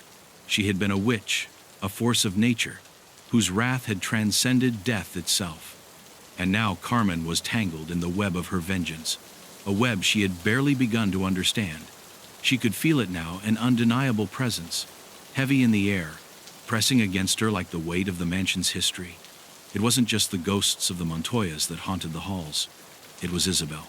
Carmen knew it, could almost feel her eyes watching from the shadows. The house, with its rotting walls and decaying rooms, was a reflection of Isabel's fury, a reflection of her undying need for vengeance. It was as if the house itself was alive with Isabel's rage, every crack and creak a reminder that she was still there, still watching, still waiting for Carmen to uncover the final, deadly truth. Driven by a mixture of fear and fascination, Carmen found herself once again drawn to the mansion's library. She had already discovered so much, yet there was more to be found. The diary, the letters, the relics, they were all pieces of the puzzle, but they still left gaps. She needed to understand how Isabel had come to curse the Montoya family, what had driven her to this extreme act. The more Carmen thought about it, the more she realized that Isabel's actions were not those of a mere victim, but of someone who'd been wronged in a way that had pushed her beyond the limits of human tolerance. In the dim light of the library, Carmen pulled down a dusty tome from a shelf that seemed to hum with an eerie energy. The book was ancient, its cover worn and cracked, as though it had been touched by countless hands, both living and dead. As Carmen opened the pages, a cold gust of wind seemed to stir the air around her, though no windows were open. The pages were filled with symbols, sigils, and words in a language that Carmen couldn't quite decipher. But there, amidst the ancient script, was a name: Isabel Cruz, the witch's name, written in blood-red ink. Carmen's breath caught as she turned the pages, each one revealing more of Isabel's story. She had not simply been a servant to the Montoyas, she had been their confidant, their ally, the one who had taught them the dark arts they had so greedily consumed. Isabel had been born into a family of witches, and from a young age, she had been trained in the forbidden arts. She had learned how to control the elements, summon spirits, and bind souls. But as the Montoyas grew in power, they had grown more ruthless, more demanding. They had exploited Isabel's gifts, using her knowledge to further their own ambitions, until one day, they had crossed a line that even Isabel's dark powers could not ignore. The book detailed the moment when Isabel's trust had been shattered, the moment when she had realized that the Montoyas would stop at nothing to claim ultimate power. They had used her for their own gain, and when they no longer needed her, they had betrayed her, accusing her of dark magic, of treason.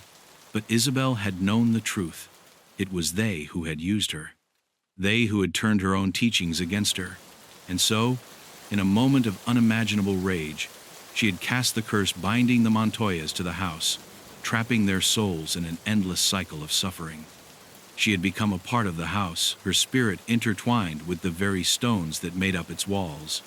As Carmen read on, she uncovered the most terrifying part of Isabel's plan. The curse was not merely an act of vengeance, it was a pact, a contract forged in blood, where Isabel's soul was bound to the house in exchange for the eternal torment of the Montoya family. But the true horror lay in the fact that Isabel's curse had been designed not only to punish the Montoyas, it had also been designed to keep anyone who entered the house from escaping. The curse had no boundaries. It was not limited to the family alone. Anyone who dared to uncover its secrets, anyone who sought to understand Isabel's power, would be caught in the web of her rage. And now, Carmen was that person. Suddenly, the house seemed to shift around her, as if it had heard her thoughts, as if it had felt her realization. The walls groaned, the floorboards creaked, and an oppressive sense of dread filled the air. Carmen's heart pounded in her chest as she slammed the book shut, but the damage had been done. Isabel's curse had already begun to take hold of her. The house was alive with its magic, and she could feel the pull of its power, its hunger, drawing her deeper into its grasp. She had uncovered the secret, but in doing so, she had also opened a door that could not be closed. There was no turning back now. In the dim glow of the candlelight, Carmen heard the soft rustle of footsteps in the hallway, slow and deliberate. She turned toward the door, her blood running cold. It was the Montoyas. The spirits had sensed her, and they were coming. She could hear their whispers, their cries of agony, growing louder, closer. She was no longer alone in the house.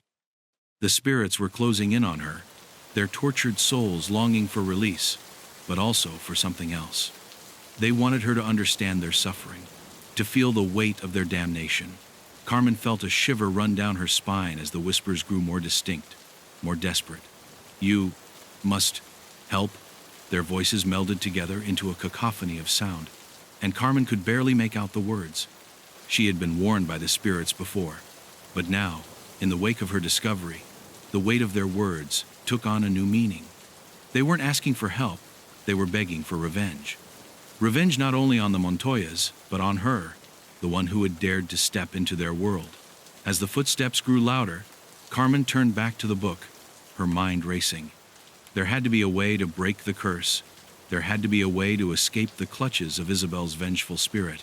But every answer she found seemed to lead her deeper into the web. The more she uncovered, the more tangled she became. She had uncovered Isabel's connection to the house, but it was not the end of the story. It was only the beginning. And she was beginning to realize that she may never leave the mansion alive. Chapter 8. The Intensifying Laments. The atmosphere in the mansion had changed. What had once been a chilling, oppressive presence now felt suffocating, as though the air itself had become thick with grief and rage. Carmen could no longer ignore the whispers, no longer chalk them up to her overactive imagination. The voices were everywhere, clawing at her consciousness, rising up from the very walls and floorboards. Every step she took seemed to draw them closer. The spirits were not just lingering now, they were becoming aggressive, their lamentations bleeding into the space around her, twisting and distorting everything they touched. She pressed her hands against her temples, trying to block out the voices, but they only grew louder, more insistent. They were like a swarm of bees, buzzing and buzzing until the sound became deafening. One voice rose above the rest, distorted, guttural, and filled with a rage that made Carmen's blood run cold. She couldn't make out the words, but the tone was unmistakable, demanding, vengeful, filled with an anger that knew no end. It was as though the very souls of the Montoyas were now trapped in an eternal scream, and Carmen, having disturbed their peace, was the focus of that fury. A cold wind swirled around her, carrying with it the distinct scent of decay. Her body went rigid, her breath shallow as she felt something brush past her, a cold, clammy touch on her shoulder. Whipping around, Carmen saw nothing. The hallway behind her was empty, the dust settling in the corners like the remnants of forgotten time. But she could feel it, a presence that hovered just out of sight, just beyond the edge of her vision, watching her, waiting for her to acknowledge it. She had crossed a threshold. There was no turning back now. The temperature in the room dropped, and Carmen's breath came out in misty clouds. The very air around her felt heavy, pressing down on her chest, making it difficult to breathe. The walls creaked, groaned, and seemed to shift as though the house itself were alive, reacting to her intrusion.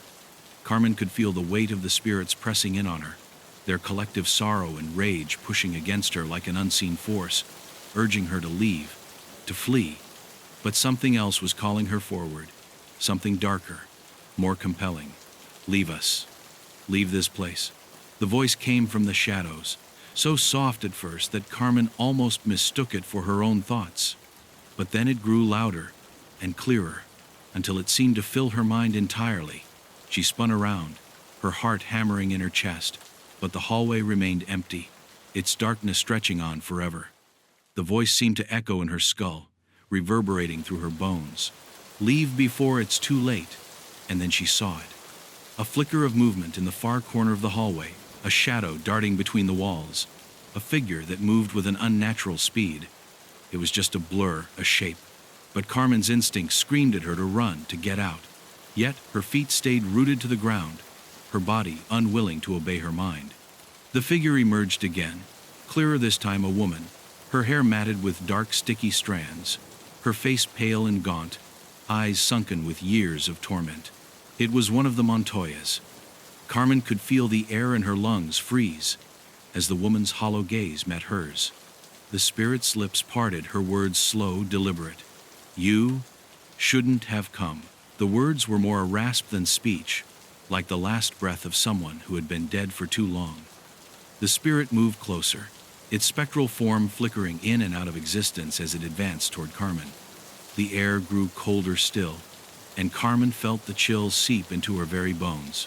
We are trapped, just as you are. The voice seemed to come from everywhere at once, a chorus of the tormented souls of the Montoya family, rising up in unison, their sorrow and anger swirling in the room like a whirlwind. You cannot leave.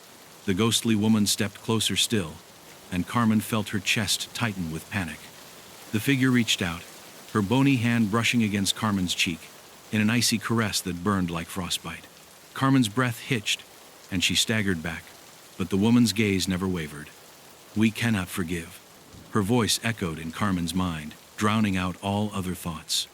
The house itself seemed to pulse with the spirit's fury, vibrating in time with the wailing lament of the lost family.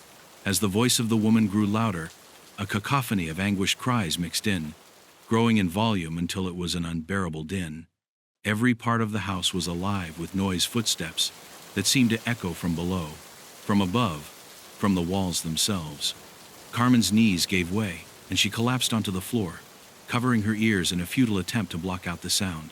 But the voices only grew louder, more desperate.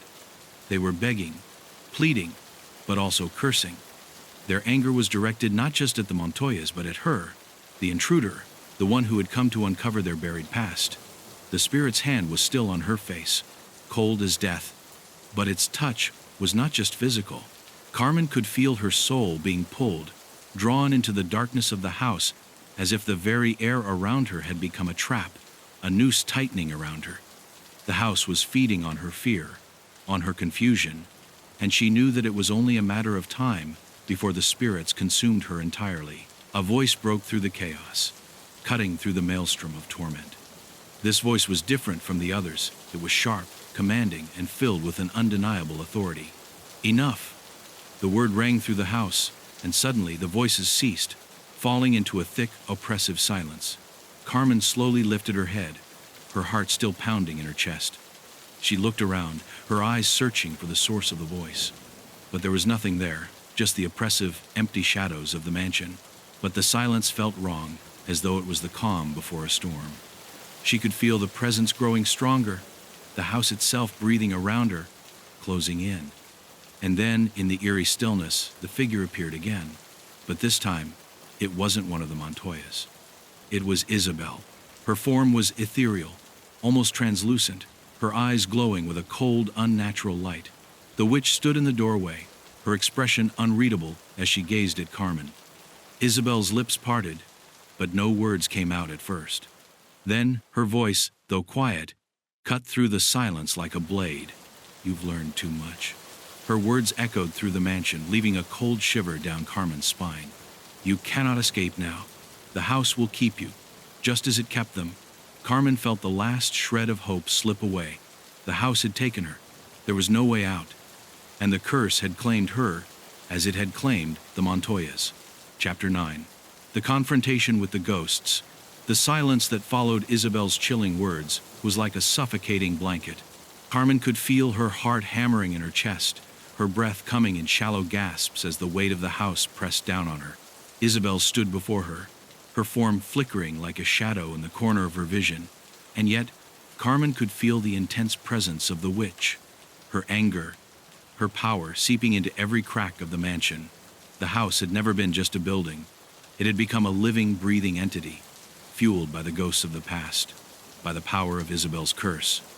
And Carmen was trapped in it, just as the Montoyas had been. She had no choice now but to face them all. For a moment, Carmen felt an overwhelming urge to flee, to run down the dark hallways, to break through the door, and escape back into the world where things made sense. But she knew deep down that escape was no longer an option. The mansion was her prison, and the spirits had made that clear. She wasn't merely an investigator anymore. She was part of their story, part of the curse that had bound them all to the house. Carmen understood now that there was only one way out, and that was through the confrontation she had been avoiding. The confrontation with the ghosts of the Montoya family, and with Isabel herself. Her feet moved on their own accord, drawn forward by a force she couldn't explain. As if guided by the spirits themselves, she wandered through the house, her footsteps echoing in the empty, decaying halls. The air was thick with the scent of rot, and every corner she turned seemed darker than the last. The whispers that had once been distant now surrounded her, a constant, maddening presence. The spirits of the Montoyas were all around her, their voices rising in a chorus of sorrow and rage. But they were not merely asking for release. They were angry, and they wanted revenge. "You can't escape." The voice came from behind her, sharp and accusing. Carmen spun around, but there was nothing, just the same old decaying hallway. Yet the feeling of being watched, of being stalked, was overwhelming. She could feel the spirits circling her, pushing her forward, urging her toward the heart of the mansion, toward the place where Isabel's curse had first taken root. She had no choice but to follow. The spirits had already made it clear. She would face them, or she would be consumed. The air grew colder with each step, and Carmen's breath became ragged. She could hear footsteps, now slow, deliberate, just behind her. The floor creaked under the weight of something or someone approaching. She turned once more, but again there was nothing. The hallway stretched endlessly in front of her, but it felt as though it were closing in on her, the walls leaning closer and closer, as if the house itself were alive, bending to the will of the spirits. She knew she was not alone, not in this house, not anymore. The whispers grew louder, more insistent, a tangled mess of voices that overlapped, each one demanding something from her. "Help us," one voice whispered, soft and pleading. Another added, "It's your fault. You must pay." And yet another howled in anguish, "Release us." The chorus became a maddening cacophony, and Carmen had to stop herself from screaming, from losing herself in the madness of it all. She had to stay focused. She had to confront them. This was the only way. Her mind raced as she stumbled forward, her pulse quickening. She had seen enough of the Montoya's twisted history to understand that their souls were not simply trapped by Isabel's curse. They were bound by their own sins, by the dark rituals they had performed, by the lives they had stolen to feed their hunger for power. But the more she thought about it, the more she understood that the family had not just wronged Isabel, they had wronged themselves. They had invited darkness into their lives, and it had consumed them. Now, the house was filled with the echoes of their guilt, their remorse, their unforgiven actions. The hallway finally opened up into the grand foyer of the mansion, where the walls seemed to pulse with the heavy weight of time. The air was thick, suffocating, and in the center of the room, standing before her, was the figure of Isabel Cruz. The witch's eyes glowed with an unnatural light, her form shimmering in and out of focus like a fading dream. Carmen's heart clenched as she took in the sight the same woman who had cursed the Montoyas, the same woman whose rage had trapped her here. But now, as Isabel's gaze locked onto hers, Carmen could see something else in her eyes. It wasn't just anger, it was suffering. "You've come too far, Carmen Soto." Isabel's voice was like a breeze that froze the blood in Carmen's veins. "You should have left when you had the chance. Now, you are part of the curse, and there is no escape." Her words sent a chill through Carmen's body, but there was no turning back now. This was the confrontation that had been inevitable from the moment Carmen stepped into the mansion. She had to break the curse, or she would be swallowed by it. Carmen stepped forward, her voice shaking but determined. "I'm not afraid of you, Isabel." The words tasted like fire on her tongue. "I know what you did to the Montoyas, but they weren't the only ones who suffered because of your curse. I'm suffering too, we're suffering. All of us. And it has to end." Isabel's lips twisted into a cruel smile, her eyes gleaming with malice. "You think you can stop me?" She laughed softly, the sound echoing in the empty room. "You cannot undo what has been done. The curse is eternal, and you are just a pawn, like all the others who have tried and failed before you." But Carmen refused to back down. She had come too far to be intimidated by the witch's threats. "Maybe I'm just a pawn, but I'm your pawn now, Isabel, and I won't let you win." Her words hung in the air like a challenge, and for the first time since she entered the mansion, Carmen felt a flicker of hope. If Isabel's curse was bound by the witch's own rage, then maybe, just maybe, it could be undone. But only if she confronted Isabel head-on. Isabel's eyes narrowed, her form flickering with fury. "You think you understand the curse? You don't. You never will." And with those words, the ground beneath Carmen's feet began to shake, the walls closing in around her once more. The mansion itself seemed to come alive with Isabel's fury, but Carmen didn't falter. She was here now. She was ready. Chapter 10. The Liberation or the Condemnation. The mansion trembled beneath Carmen's feet as Isabel's wrath intensified, shaking the walls and floorboards, as though the entire house was alive, twisting and warping in response to the witch's fury. The room seemed to close in around her, suffocating her with the weight of centuries of suffering. Carmen could hear the distant cries of the Montoya spirits, desperate, tortured, but something had changed. They were no longer just angry, they were pleading. Carmen's heart raced as Isabel's presence loomed over her like an impenetrable storm. "You don't understand." Isabel's voice cut through the chaos, each word thick with disdain. She hovered in the center of the foyer, her eyes glowing with malevolent light. "The curse is more than just a trap for the Montoyas. It is a binding of souls." She stepped forward, her voice rising, cutting through the crashing cacophony of sound.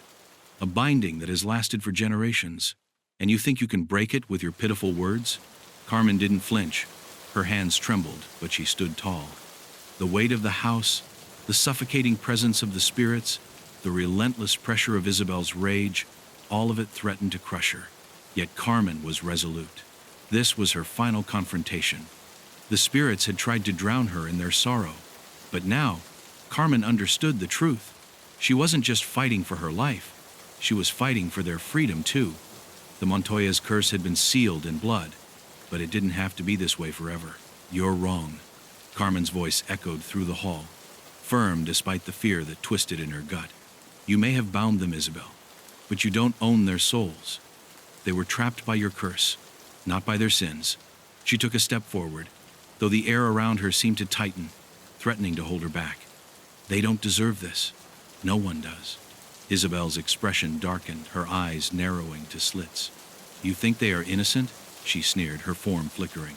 "They were my victims, just as you are now. They betrayed me, used my power, and then discarded me when they had what they wanted. I was a tool to them, and when I was no longer useful, they made me their enemy. They condemned themselves with their own actions, and now they will pay for eternity." The room seemed to pulse with Isabel's fury as she raised her hand, and suddenly, Carmen's surroundings shifted. The walls distorted, the air thickened, and the spirits of the Montoyas appeared, silent figures, bound to the walls of the room, their faces twisted in expressions of pain. Their eyes, hollow and glazed, fixated on Carmen, their hands outstretched as though they were calling to her, but there was no compassion in their gaze. They were trapped in their own anger, feeding on the misery that Isabel had bound them to. "This is what they wanted," Isabel's voice thundered. "This is what they deserve. And you, You dare to speak of freedom? You are no better than them. You are just another soul to take. Another victim. Carmen's pulse throbbed in her ears, the pressure of the curse almost too much to bear. She could feel the spirit's suffering weighing down on her, like chains wrapping tighter around her body. But the truth rang out clearer than ever in her mind. The Montoyas were victims too, just like her, trapped by their own greed, yes, but victims of Isabel's curse all the same, and this was her moment. Carmen couldn't allow Isabel's vengeance to continue any longer. The witch had manipulated the spirits into believing they were condemned for their sins, but the truth was, Isabel's wrath had turned them into monsters of their own design. The words that Carmen had read in the witch's journal came flooding back to her, the secret hidden within Isabel's curse. The curse wasn't just a punishment, it was a trap, designed to feed on the pain of those who entered the mansion. It was a dark magic, a binding that had no end unless it was undone, unless the curse was broken at its source. And Carmen was the key. She had read it in Isabel's journal, the final fragment of the witch's plan. The cycle will continue. Unless the spirit of the witch is released, only then will the souls of the damned be free. Carmen's breath caught in her throat as she realized what she had to do. It was the ultimate sacrifice, a price she could not afford to pay, but it was the only way. To break the curse, to release the Montoya spirits, and stop Isabel's endless wrath, she would have to free Isabel herself. But in doing so, she would also free herself from the mansion's grip one way or another. "I won't let you trap them any longer," Carmen said, her voice unwavering even as the walls seemed to close in around her, the spirits pressing in on her from all sides. She could feel their cold breath, their desperate cries, but she knew what she had to do. "I'll do whatever it takes to end this." Isabel's form flickered again, rage flashing across her face. "You would release me? You would give me the power to end them all? You are a fool." Her voice rose to a crescendo, her ethereal form beginning to grow larger, more insidious, like a shadow consuming the room. "You are a part of this curse now. You are bound to me. You cannot escape." But Carmen wasn't afraid. Her resolve was unshakable. As Isabel's form grew more monstrous, Carmen reached into the folds of her jacket and pulled out the one relic she had taken from the mansion's library, the broken shard of the witch's crystal pendant, the object Isabel had once used to bind the curse. It pulsed in her hand, a faint light radiating from within. Carmen held it up toward the witch, her fingers steady. This was the key. This was how she could sever the curse. "I am not part of your curse, Isabel." Carmen's voice rang out, filled with determination. "I am the one who will end it. You'll no longer control anyone. Not the Montoyas, not me." With that, Carmen thrust the shard of the pendant toward Isabel's form. The light from it flared bright, flooding the room with a searing light. The mansion groaned as though it were being torn apart from the inside. The walls buckled and cracked, and the spirits of the Montoya family let out a collective, anguished wail, as though they were finally released from the grip of their torment. And then, as if the weight of centuries had been lifted in an instant, there was silence. The mansion, once filled with the cries of the damned, was still. The pressure in the air released, and Carmen felt the cold chill of the house dissipate. The oppressive darkness that had hung over her was gone. Isabel's form flickered one last time, her face filled with a mixture of rage and disbelief. "No, you can't." Her words were barely a whisper as her spirit began to unravel, the dark magic of her curse fading away.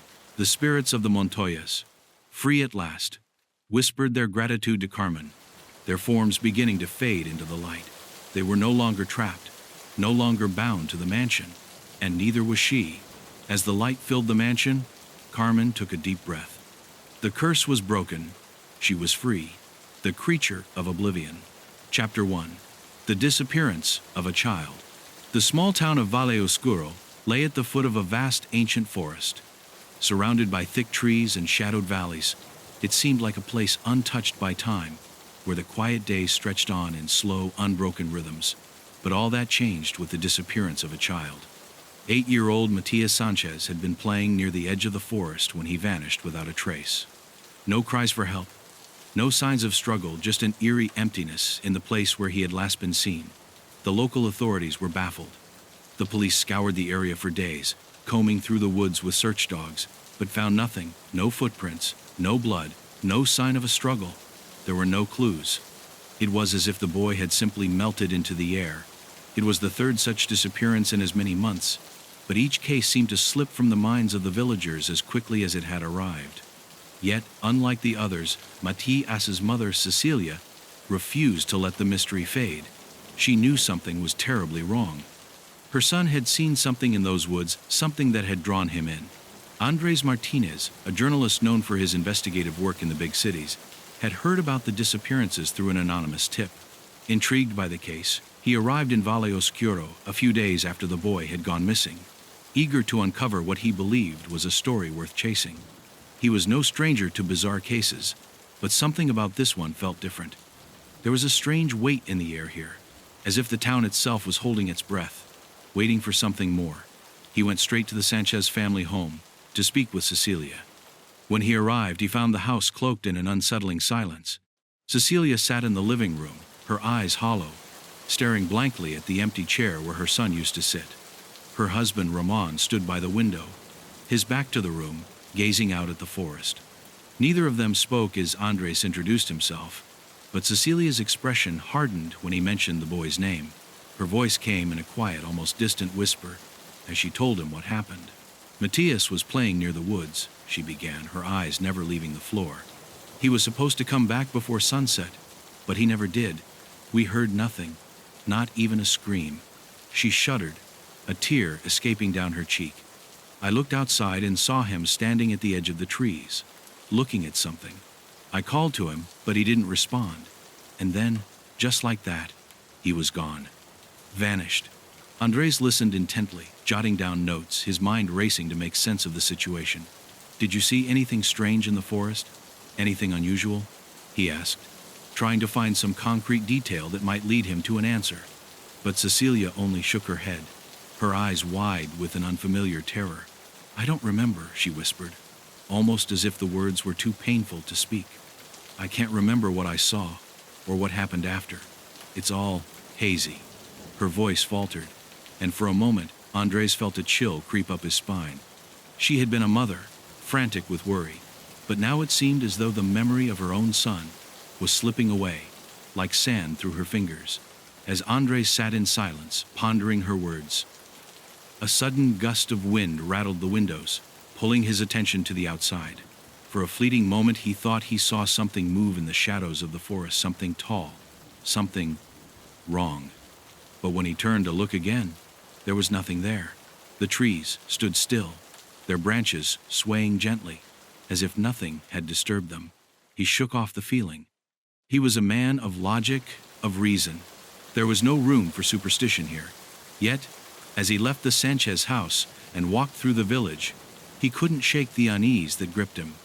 The people of Valle Oscuro had an air of quiet resignation about them. They didn't seem surprised by the disappearance of another child. In fact, most acted as if it were a matter of course, something that had always been part of life in this town. They spoke in low tones when asked about the disappearances, as if afraid to say too much. But one name kept coming up in hushed whispers: El Olvidado, the forgotten one. Andres was skeptical. He had heard of such tales in other rural villages, stories of mythical creatures that lurked in the dark corners of the world, existing only in folklore and superstition. But something about the way the villagers spoke of El Olvidado made him pause. The creature, they said, was not just a monster. It was an entity that consumed memories. It was said to live deep within the forest, where few dared to go, and it would drag away those who ventured too close. And when it did, no one would remember they ever existed. That evening, as Andres sat in his room at the local inn, trying to piece together what he had learned, he felt an odd sensation, a feeling of disconnection. He glanced down at his notebook, where he had written notes about his conversations with the villagers earlier that day. But now, as he reread them, he realized something unsettling. Details were missing. He couldn't recall what some people had said, and even some of his own words on the page seemed strange, as if someone else had written them. Shaking his head, Andres tried to push the thought away. Perhaps he was simply tired from the journey, or maybe his mind was playing tricks on him. But deep down, he couldn't shake the feeling that something was terribly wrong in Valle Oscuro. The town, the forest, the disappearance, it was all connected. And with each passing hour, He was certain that the mystery would pull him deeper into its darkness. Chapter 2. The Rumors of the Town. The next morning, Andres woke to the sound of birds calling from the trees outside his window. Yet, even in the bright daylight, a sense of unease hung over Valle Oscuro, like a storm waiting to break. The villagers seemed restless, their eyes wary whenever anyone spoke of the disappearances. As Andres made his way through the town, he noticed a shift in the atmosphere, an underlying tension.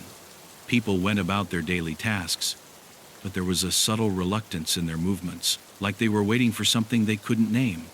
He decided to begin his investigation by speaking to the town's oldest residents, hoping to find some trace of information that could shed light on the disappearances. His first stop was the town's small cafe, where a group of men in their 70s gathered around a table, sipping coffee and discussing the weather. At first, they greeted Andres with polite indifference, but as soon as he mentioned the disappearances, their conversation faltered. One of the men, an elderly figure with a grizzled beard named Don Pedro, paused, and his eyes narrowed, the weight of years in his gaze. "You're new here," Don Pedro rasped, his voice gravelly from years of use. "You don't know what you're asking about." He took a long sip from his mug, clearly thinking over whether he should say more. The others at the table exchanged uncomfortable glances, as if unsure whether to interfere. But Don Pedro's curiosity seemed piqued, and after a long silence, he leaned forward and whispered, "You've heard the stories, haven't you?" Andres felt a flicker of unease, but pressed on. "Stories?" he asked, trying to sound casual, as if the whole thing was just folklore he was eager to dig into. "What stories? About the disappearances?" Don Pedro's lips twitched into a thin smile, but it was a smile that didn't reach his eyes. He looked around cautiously before speaking, as though checking for eavesdroppers. "There are things in this forest that no one understands," he began, lowering his voice further. "Things that have been here long before this town. The disappearances, the memory loss, it's not a coincidence. It's the work of El Olvidado." Andres blinked, unsure if he had heard correctly. "The Forgotten One?" he asked. "What does that mean?" "It's no mere tale," Don Pedro replied, his eyes darkening. "El Olvidado is an ancient creature, one that has existed for as long as the forest itself. It doesn't take lives the way you might think. No, it takes something much more important: memories. It devours them, leaving nothing but emptiness in its wake. Those who encounter it are forgotten, even by their own families. It's like they never existed at all." The room fell into a tense silence as the other men exchanged uneasy glances. Andres felt the hairs on the back of his neck rise, but he forced himself to ask, "And how do you know all of this? Is there any evidence?" Don Pedro shook his head slowly, his face creased with years of sorrow. "You think there's evidence? No one remembers the children who vanish. The authorities don't know what to look for because there's nothing to find. You can't find what's been erased." His voice dropped to a whisper. "But we know. Those of us who are still here, we know the truth. And we know the danger of speaking about it."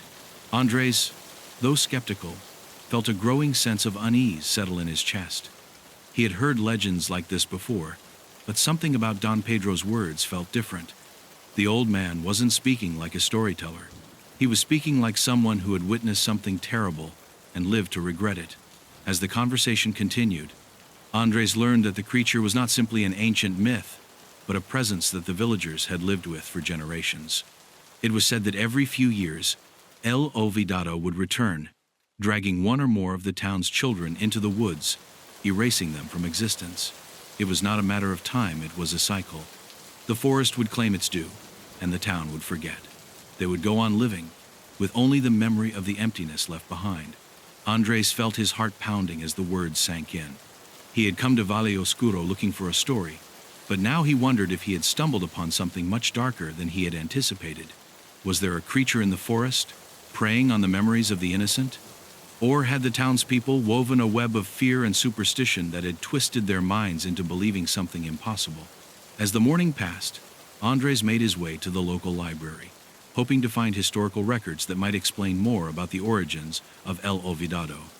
The librarian, a middle-aged woman with a wary expression, seemed reluctant to let him browse the archives. When he pressed her for help, she reluctantly led him to a dusty section of old maps and town records, where she warned him not to dig too deeply. "Not everyone in Valle Oscuro is ready to hear the truth," she murmured, her eyes darting toward the back of the library. "Some truths are better left buried." With each new conversation, the mystery grew, and yet the more Andres uncovered, the more he felt himself slipping into something he couldn't control. His investigation was no longer just about a missing child. It was about something older, darker, something that might just have him in its sights. And as the day wore on, Andres couldn't help but feel that he was being watched by something ancient and hungry, waiting for him to uncover more than he could handle. Chapter 3. The start of the investigation. The town of Valle Oscuro seemed even quieter now that Andres had started digging into its dark past. He had spent the last few days talking to the locals, but the more he uncovered, the more the town seemed to close in around him. There were whispers in the streets, and sidelong glances exchanged when his name was mentioned. The villagers were afraid, but they didn't know how to stop him. He wasn't like the others. He wasn't willing to accept their folklore as fact. He wanted proof, something tangible, something that could explain the disappearances. With a sense of quiet resolve, Andres set out to explore the forest himself. If El Olvidado truly existed, then he would find it, or at the very least, find some trace of the creature's presence. The idea of a being that consumed memories seemed absurd to him, but the patterns of disappearances were too strange to ignore.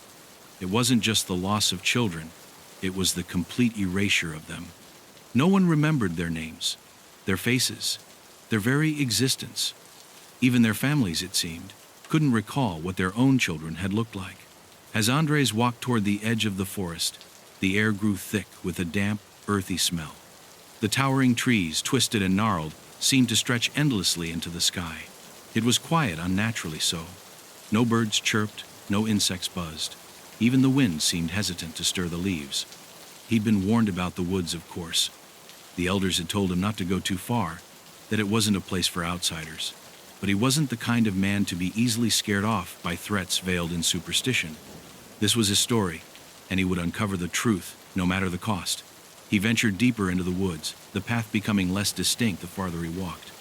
The trees grew denser, their branches interlacing overhead, forming a canopy that blocked out most of the sunlight.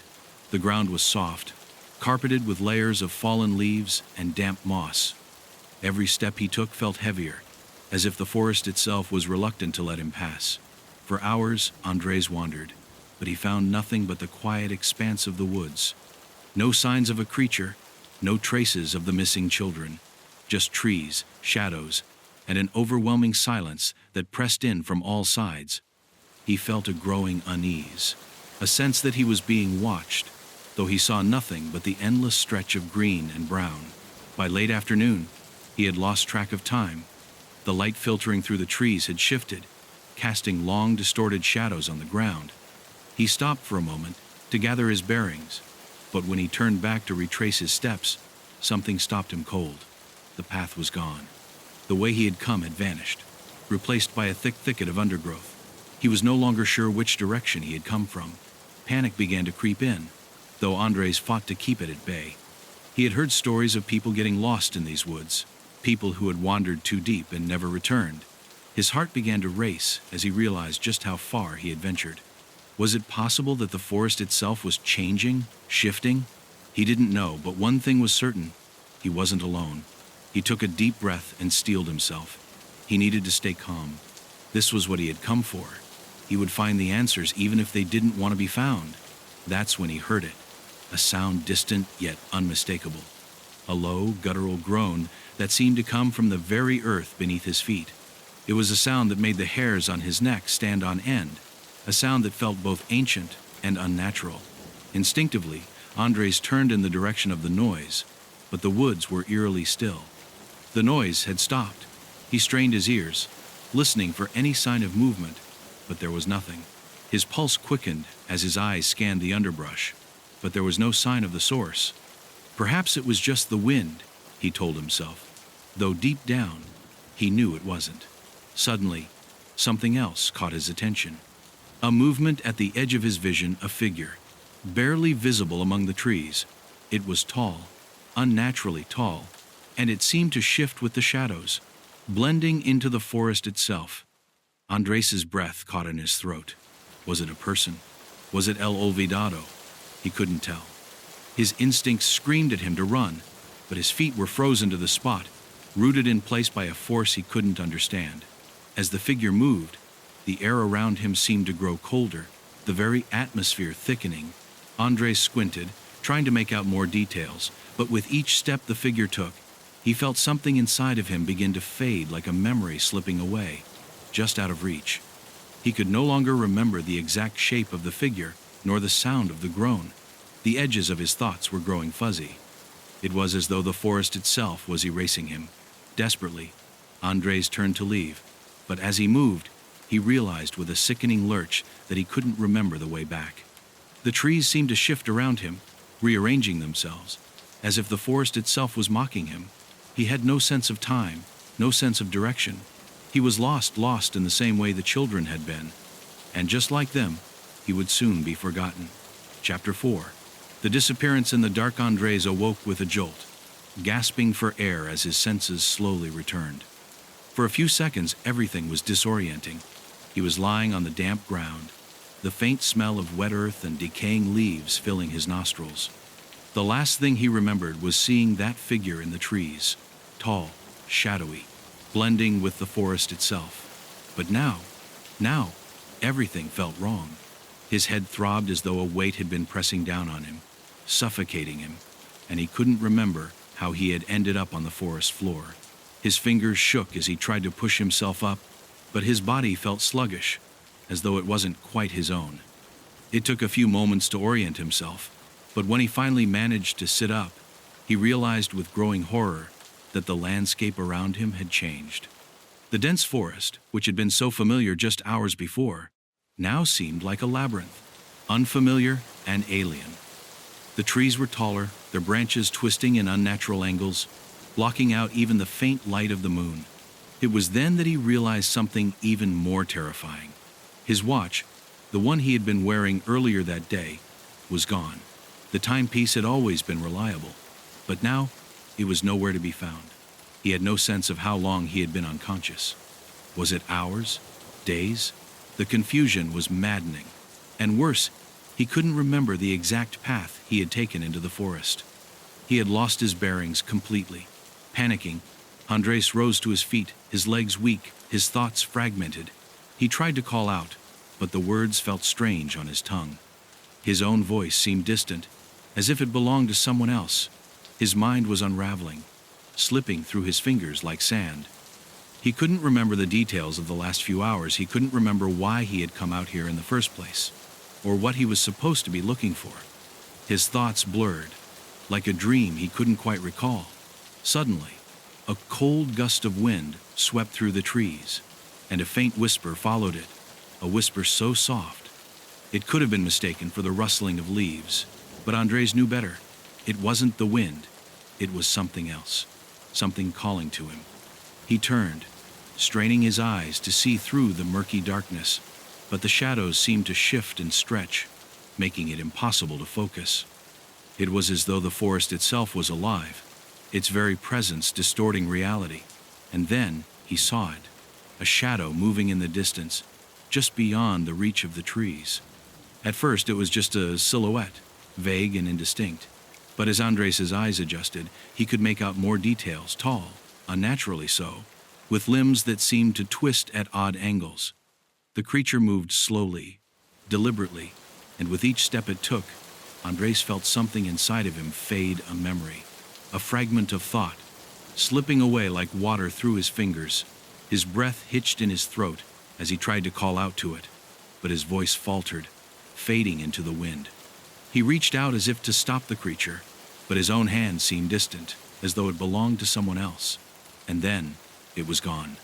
The figure vanished into the darkness, leaving nothing but an oppressive silence behind. But Andres didn't feel relief. He felt a gnawing emptiness in his chest, a sense that he had just missed something important, something vital to his survival. That's when the true horror hit him. He couldn't remember what the creature had looked like, not clearly. The details were slipping away, like trying to recall the face of someone in a dream. He had seen it, he was sure of it, but the memory was already fading, leaving behind only the overwhelming sense that he had encountered something far worse than any creature he could have imagined. Andres's panic intensified. He needed to leave. He needed to escape the forest before it swallowed him whole. But the longer he stood there, frozen, the more he realized that he didn't even know how to leave. The path had vanished, the way back was unclear, and every turn he made seemed to bring him deeper into the heart of the woods. The trees twisted around him, their limbs reaching out like claws, and the ground beneath his feet became soft and treacherous. Desperation clawed at him as he stumbled through the darkness, calling out for help, but the forest seemed to absorb his voice, smothering it before it could reach anyone. He could feel the weight of the air pressing down on him, thick and suffocating, as if the very atmosphere was conspiring against him. His mind, once sharp and focused, was becoming a blur. He could barely remember his name, let alone the reason he had come here in the first place. That's when the whispers came again, closer this time. They weren't from the wind. They were from something else, something that was inside his head, creeping through his thoughts, erasing his memories, one by one. "Who are you?" it seemed to ask. "What are you looking for?" Andres tried to push the voice away, but it clung to him, wrapping around him like a vine, tightening with each passing second. His body was trembling now, his mind unraveling with terrifying speed. He couldn't remember how to escape. He couldn't remember how to fight back. All he could do was stumble forward, deeper into the darkness, where the creature waited for him, ready to consume what little of his mind remained. Chapter 5. The Forgotten One. Andres didn't know how much time had passed. Hours, perhaps, or maybe days. The shadows in the forest seemed to stretch on endlessly, and the deeper he ventured, the more disoriented he became. His mind was clouded, slipping in and out of focus, like trying to hold on to a fading dream. The whispers, the voices continued to echo in his thoughts, growing louder, more insistent. Sometimes he couldn't tell if they were real or just fragments of his own disintegrating mind. He stumbled over the roots of trees, his legs weak and unsteady. His breath came in short gasps, his heart pounding in his chest. The air around him felt thick, suffocating, pressing down on him with an oppressive weight. Every time he thought he saw a way out of the forest, the path twisted and blurred, leading him deeper into its heart. The trees, once towering and proud, now felt like prison bars closing in around him. There was no escape. His thoughts were fractured, like pieces of a puzzle that didn't fit together. He couldn't remember when he had last eaten, or when he had last felt truly awake. He couldn't remember the faces of the people in the village, their names, or even why he had come here in the first place. Was he searching for a story? Or was it something more, something personal, something that had drawn him to Valle Oscuro in the first place? The forest seemed to mock him, shifting with each step, distorting his sense of time and space.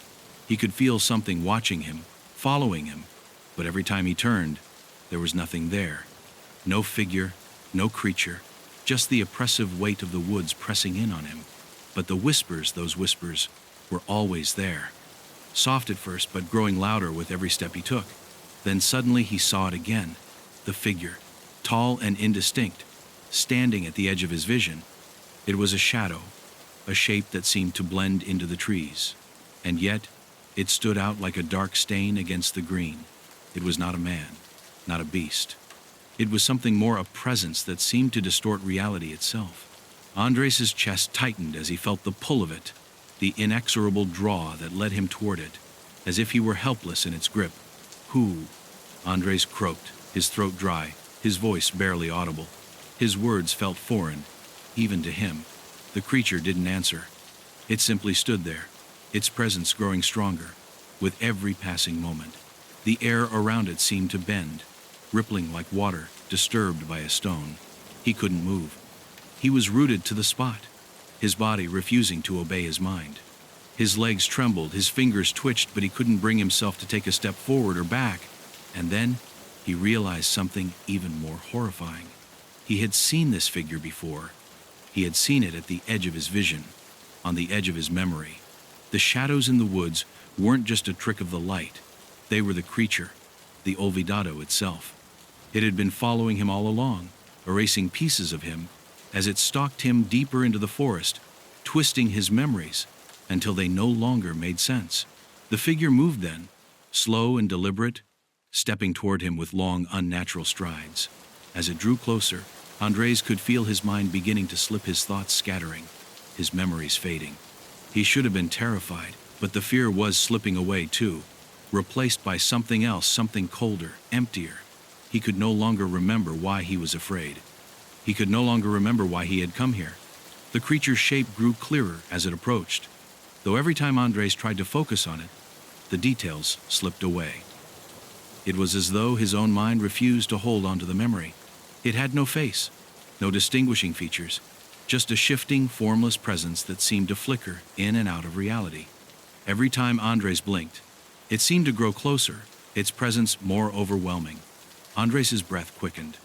He reached for his head, trying to grasp onto some thought, some memory, anything, but it was slipping away, vanishing into the fog of forgetfulness. The creature was erasing him piece by piece. He could feel it in his bones, a cold, gnawing sensation, as if something vital was being torn from him. His name, his face, his self, all of it was being consumed by the void, by the darkness that loomed before him. "Why?" he gasped, his voice shaking with a desperation he hadn't felt before. "Why are you doing this?" But the creature didn't answer. It couldn't. It didn't need to. It had no need for words. All it needed was to consume, to take everything from him, his memories, his identity, his very existence. It was the forgotten, the thing that lived in the shadows of time and space, a being born of the forest's deepest corners, feeding on those foolish enough to wander into its grasp. And as Andres stood there, unable to move, unable to remember, the world around him began to fade. The trees, the shadows, the very earth beneath his feet, all of it began to slip away, leaving him alone in a void of nothingness. He was disappearing, not physically, but mentally, piece by piece, until there was nothing left but the cold emptiness of the forgotten. Chapter 6. The Trail of the Forgotten. When Andres woke, it wasn't the forest that greeted him, but a cold, almost sterile darkness. He blinked, feeling as though he had been asleep for days, weeks even. His head ached violently, like 1,000 needles piercing his skull, and his body was numb from the hours, or was it longer, he'd spent lying on the forest floor. He tried to remember where he had been, why he was there, but the memory refused to come. There was a hollow space inside of him now, an emptiness that felt like a physical hole in his chest. He couldn't remember his family, his friends, his name. A whisper of something familiar tugged at the edges of his mind, but it dissolved before he could grasp it. His thoughts slipped like water through his fingers, leaving him with nothing but confusion and fear. He knew something was wrong, but he couldn't remember what. He needed to get out of here. But where was here? He pushed himself up with shaking hands, stumbling as he tried to find his footing. The world around him was a blur of shadows and shapes, nothing solid, nothing concrete. He strained his eyes, but the more he looked, the more everything seemed to distort. The trees weren't just trees anymore, they were twisted figures, their limbs reaching out like skeletal fingers, beckoning him deeper into the forest. He was no longer sure if he was walking in circles or if the forest itself had become a living, breathing entity, shifting around him to trap him in its endless maze. Suddenly, a noise broke the eerie silence, a soft rustling, like footsteps in the underbrush. Andres froze, his heart racing. He turned, but there was nothing.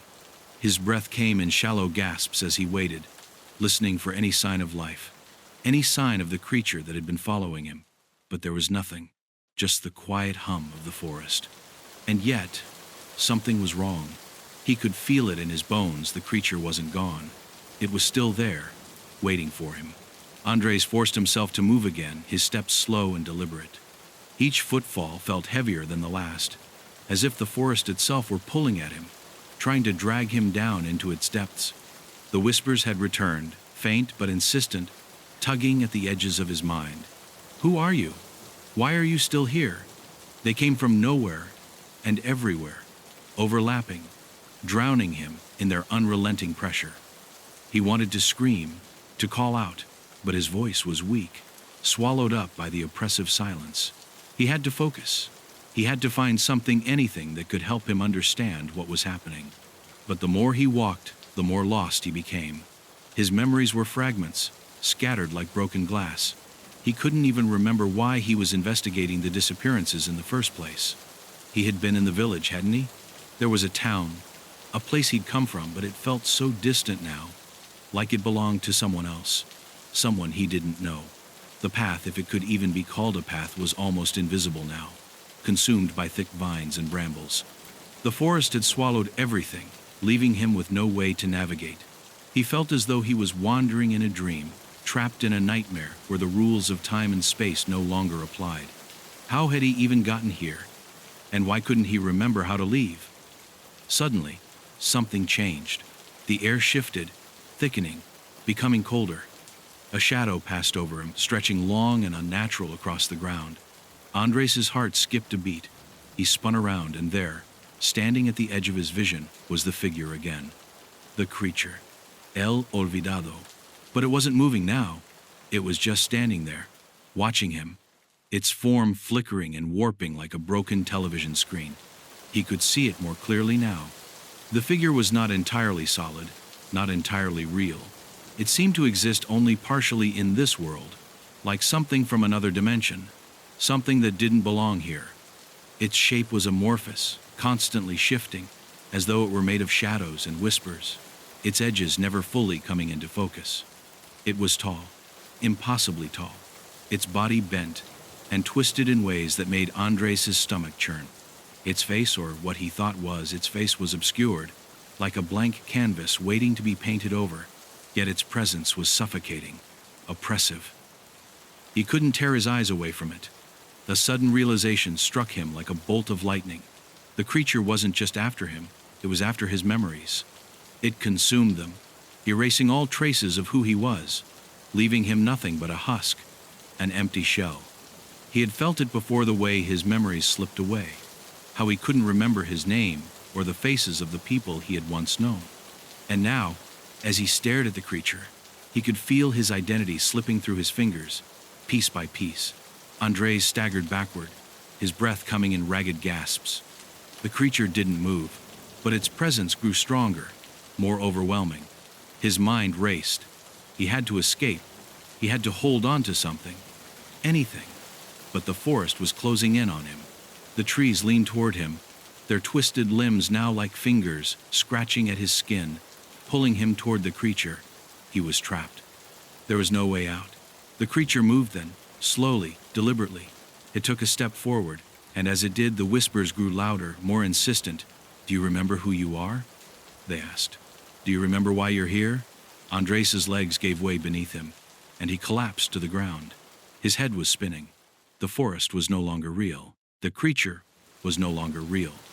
Everything was dissolving, melting away, as though it was all just a dream he couldn't wake from.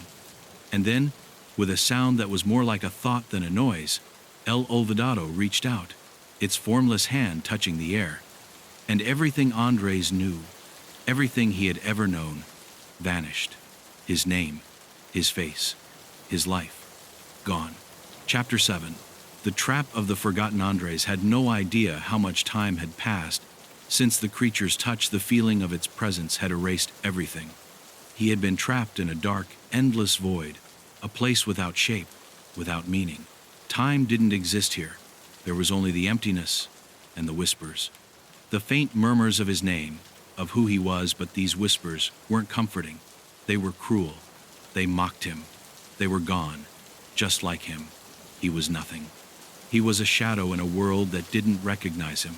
His hands were shaking as he pushed himself to his feet, his legs unsteady beneath him. He couldn't remember how he had fallen, how long he had been on the ground. The ground, was it even real? Everything around him felt as though it were fading, dissolving into nothingness. The forest, the path, the sounds, everything that had once been tangible, now felt like a dream, a distant memory from someone else's life. His breath came in shallow gasps, but he couldn't focus on the air or the suffocating tightness in his chest. He had to move. He had to escape. His eyes scanned the darkened woods around him, but there was no path, no way out. The trees, once familiar, now stood like silent, watching sentinels, their dark branches twisting and curling as though they were alive.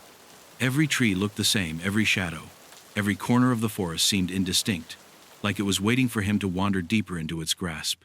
The whispers came again, louder now. Andres, they said. His name, but it wasn't his own. It sounded foreign in his ears, distant, like someone speaking from the other side of a great chasm. Was it him they were calling? Or was it the version of him that used to be him? The real Andres? He couldn't remember. He could barely remember who he had been before the forest had swallowed him whole. Stop, he muttered to himself, shaking his head as if he could force the voices to go away. But the more he tried to push them out, the more they pressed in, twisting and gnawing at his mind. He clutched his head, desperate to hold on to anything that resembled reality, but it was slipping faster than he could grasp it.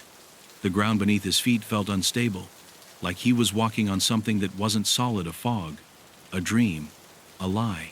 He had to keep moving. He couldn't stay here, couldn't let the voices pull him further into the darkness. He turned, stumbling away from the spot where he had fallen, forcing his legs to carry him. But every step felt like a struggle. His body was no longer his own. It was a stranger's body, weak and trembling, as if it were fighting against him. But he fought harder. He had to keep going. He had to find the truth, his truth. The whispers were not just in his ears anymore. They were in his head. You're lost, they said. You'll never find your way out. It was the voice of the creature, and yet it was more than that. It was every doubt, every fear, every fragment of his fading mind, all combining into a single insidious chorus that kept repeating the same thing over and over. You don't exist. And then, as if summoned by his panic, the creature appeared again, its form flickering in and out of focus. This time, it was different. It wasn't just an outline or a vague shape, it was inside him, in his thoughts. It didn't need to touch him to tear his mind apart. Every time he looked at it, he felt something inside him unravel, a memory, a thought, a piece of his own being, slowly, irreparably lost. He tried to scream, but his throat was dry, his voice a whisper in the void. The creature's form wavered before him, shifting like smoke, its shape never the same, never fully clear. But Andres felt it. He knew it was real, in a way he couldn't explain. It wasn't just a physical presence, it was something much worse. It was the embodiment of his own disintegration, the thing that fed on his memories and slowly erased the man he had once been. You can't hide from me, the creature whispered, and Andres' knees buckled as he fell to the ground. The voice wasn't loud, but it was everywhere. It crawled inside his head, inside his very soul. You belong to me now. You always have. Andres tried to fight it, tried to claw at his mind, but the memories were slipping away faster now. His body trembled uncontrollably as he struggled to remember what it felt like to be him, what it felt like to be someone who had a name, a purpose. But all of it, his identity, his life, his reason for being here, was evaporating into the ether. He was disappearing. Every moment he spent in this place, he was becoming less and less real, less human. In the distance, a faint light appeared, a glimmer, a flicker of hope. Was it the village? Was it salvation? He didn't know, but he couldn't help himself. The last shred of determination that clung to him surged forward, propelling him toward the light. He pushed his body to move, one foot in front of the other, his breath ragged and desperate. But as he neared the light, something pulled him back, something dark, something powerful. The creature's influence, like a cold hand around his heart, dragged him into the darkness. The light flickered and vanished, as if it had never been there, leaving him with nothing but the crushing emptiness of the forest. He was trapped. Andres fell to his knees, the weight of everything, of all his fading memories, of all the things he had lost pressing down on him. The whispers swirled around him, growing louder, more chaotic. They weren't just voices anymore. They were the sounds of his very existence being unraveled. And as he crumbled in the dark, the final shred of his identity, the last vestige of Andres, slipped away into the void. Chapter 8. The search for the truth. Andres stumbled through the underbrush, his mind a swirling storm of confusion and terror. Every step he took felt like a battle against his own body, every movement weighed down by an invisible force.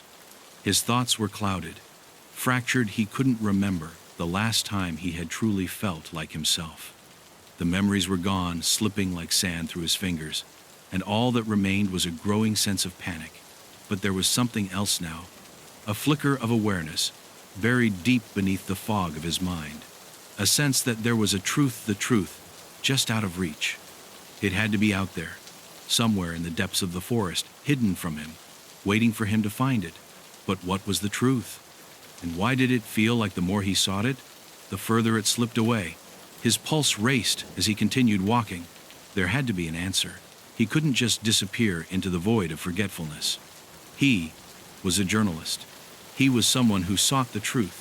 He had to find a way to uncover what was happening in Valle Oscuro, to stop El Olvidado before it claimed him entirely. But every time he tried to focus on the facts, they twisted and turned, slipping away before he could grasp them.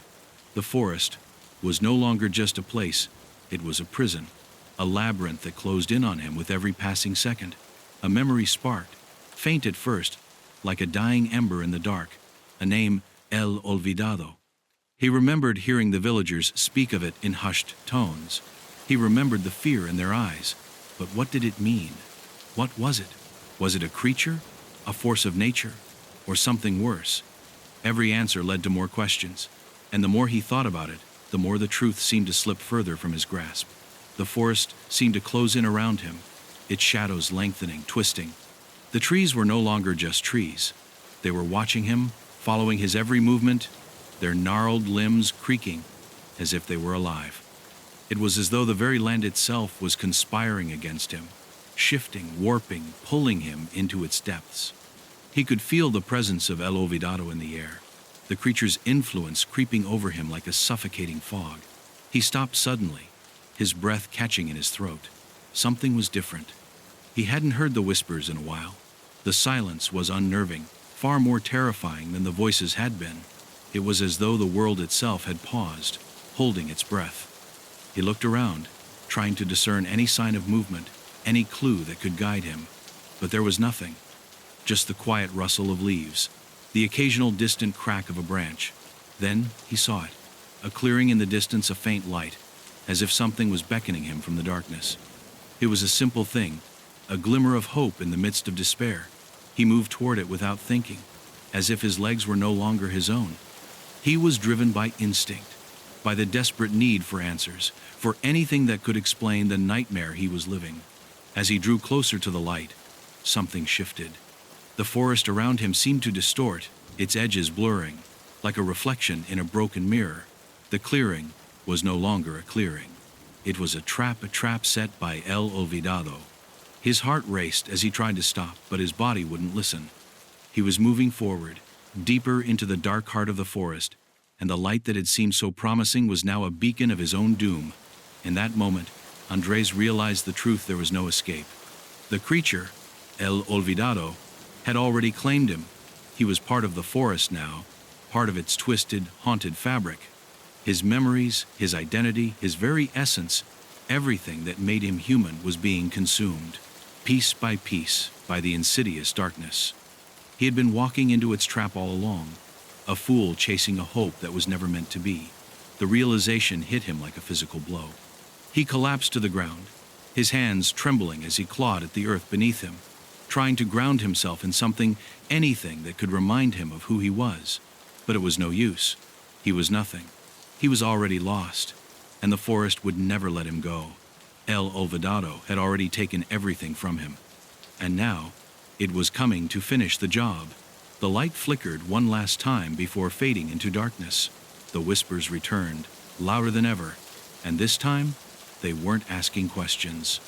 They were making statements. You are nothing. You are lost. You will never be remembered. Andres could feel his sanity slipping away, his consciousness fraying at the edges. There was no turning back now, no escape, no redemption. The creature's grip on him was complete, and he was just another lost soul to be swallowed by the void. Chapter 9. The confrontation in the forest. Andres had no idea how much time had passed since the light vanished. It could have been minutes, hours, or days. The forest was a place where time had no meaning, where the passage of seconds felt like a cruel illusion.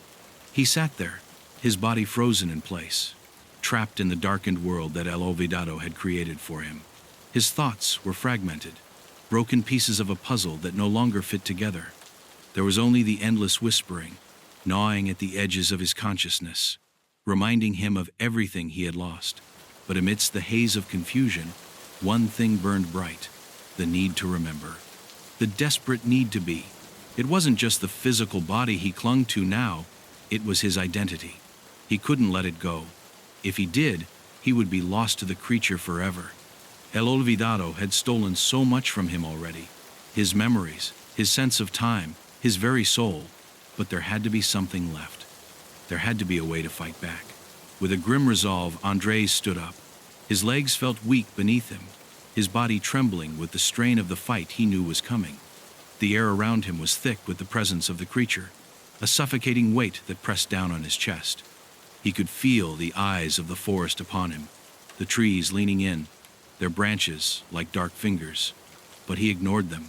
He had come this far, he couldn't back down now. He knew he had to confront El Olvidado. It was the only way to reclaim himself, to remember. There was no other option. The creature had already taken everything from him, and if he didn't act now, he would be reduced to nothing, just another lost soul, another name that had been erased from the world. But how could he fight something that existed only to consume memories? How could he stand against an entity that lived outside of time, outside of reality? As if in answer to his thoughts, the shadows around him began to shift. The air grew colder, the whispers grew louder, and a form began to materialize from the darkness. It wasn't like before. This time, El Olvidado was not a mere outline, a flicker in the corner of his vision. It was here, in full presence, its form solidifying, coalescing from the black void like a nightmare made flesh. It was tall, impossibly tall, and its shape was a grotesque parody of a human figure. Its skin, or what might have been skin, was an unnatural gray, like the bark of a dead tree, cracked and peeling in places. Its face was a blank slate, an empty void that seemed to suck the very light out of the air around it. Andres took a step back, but there was no escape. The creature was everywhere. He could feel it in his bones, in his blood. It was part of the forest, and the forest was part of it. The whispers reached a crescendo, their voices now a deafening chorus, as if the trees themselves were speaking through El Olvidado. You can't remember. You never will. The words echoed in his mind, twisting like a knife. His hands shook as he raised them in front of him, as if to shield himself from the monster's gaze. He had to focus. He had to hold on to something. His breath was ragged, his pulse quickening as the creature drew closer, its long, crooked limbs dragging across the earth like a grotesque spider. It was close now. Too close. He could feel the pull of its presence, the suffocating weight of its darkness. Andres's mind reeled. The creature was inside him, inside his thoughts. It knew his fears. It knew his weaknesses. It had been with him all along, feeding on his doubts, on his memories. But there was one thing it didn't know, one thing it could never take from him: the truth. His truth. I am Andres Martinez, he said aloud, his voice hoarse, barely a whisper against the overwhelming silence. I was a journalist. I was a man who sought the truth, and I will remember. His words felt weak, fragile, like a dying flame in the midst of a storm, but they were all he had left. The creature froze, its featureless face tilting as if it were trying to comprehend his defiance. The darkness around them seemed to pulse, to ripple with the tension of the moment. The forest held its breath. Andres held his ground, though every part of him wanted to flee. He had no weapon. He had no plan. All he had was a single truth: that he was still human, that he still had the will to fight. You can't defeat me, El Olvidado said, its voice like the rustling of dry leaves, a sound that scraped at his mind. I am the forgetting. I am the void. I am the end. Andres's heart hammered in his chest, but he refused to look away. He refused to let the creature break him. No, he spat, shaking his head. You're nothing. You're just a lie, and I won't let you erase me. The creature recoiled, its body distorting, twisting in response to his words. The shadows around them seemed to recoil as well, the forest itself shuddering. For a moment, There was a flicker, just a flicker of something in its face, a crack in the perfect void, a hint of doubt. El Olvidado roared, its voice reverberating through the trees, a sound that could shatter minds. It lunged at him, its arms stretching out like serpents, trying to swallow him whole. But Andres, with every ounce of willpower he had left, fought back. He closed his eyes, not to escape, but to center himself, to remember, to recall the moments of his life that the creature had tried so hard to erase. His family, his friends, the first time he picked up a pen, the stories he'd written, his love for the truth. The creature was not invincible, not if he remembered, not if he clung to his humanity. With a primal yell, Andres rushed forward, his fists raised not in surrender, but in defiance. The creature shrieked, a deafening sound that split the air. But it was too late. Andres had already taken the first step toward freedom, and that was all it took. Chapter 10. The Forgotten Among Us. The air was thick with the scent of decay as Andres collapsed to his knees. His hands, covered in cold sweat, trembled as they touched the earth. He could feel the pulse of the forest beneath him, its rhythm, its heartbeat syncing with his own, like a haunting reminder that he was no longer the person he had once been. The creature was gone, but its presence lingered, gnawing at the edges of his consciousness. He had fought back, but at what cost? His mind was fractured. The fog was lifting, but in its place was something far worse. The raw emptiness of knowing that he could never fully return to the person he had been. His memories, those precious fragments that made him who he was, were slipping like sand through his fingers, and every effort to grasp them felt like an endless struggle. He could still hear the creature's final words in his mind, echoing like a hollow drumbeat. You will never be whole again. You will never remember fully. You will always be a shadow of what you once were. And yet, the pain of losing himself, of losing everything, was sharper than the creature's sharpest claws. He couldn't let it be the end. Not like this. There had to be more to his life than the terror of being forgotten, of disappearing from the memories of those he loved. But the truth was, he wasn't sure if he could keep fighting. Could he ever truly escape the pull of El Olvidado? Could he reclaim his memories? Or was he doomed to live out the rest of his life as a faded echo, an indistinct blur in the minds of the people who had once known him? The forest stretched endlessly before him, a twisted maze of trees and shadows, all blending into one. It was as if the very land had been reshaped, its boundaries blurred by the creature's influence. He couldn't remember how he had arrived here, couldn't recall how much time had passed since he had first stepped into the village. Had he even been to the village at all? Had he ever been there? Or had it been an illusion, a fragment of a dream he had once had?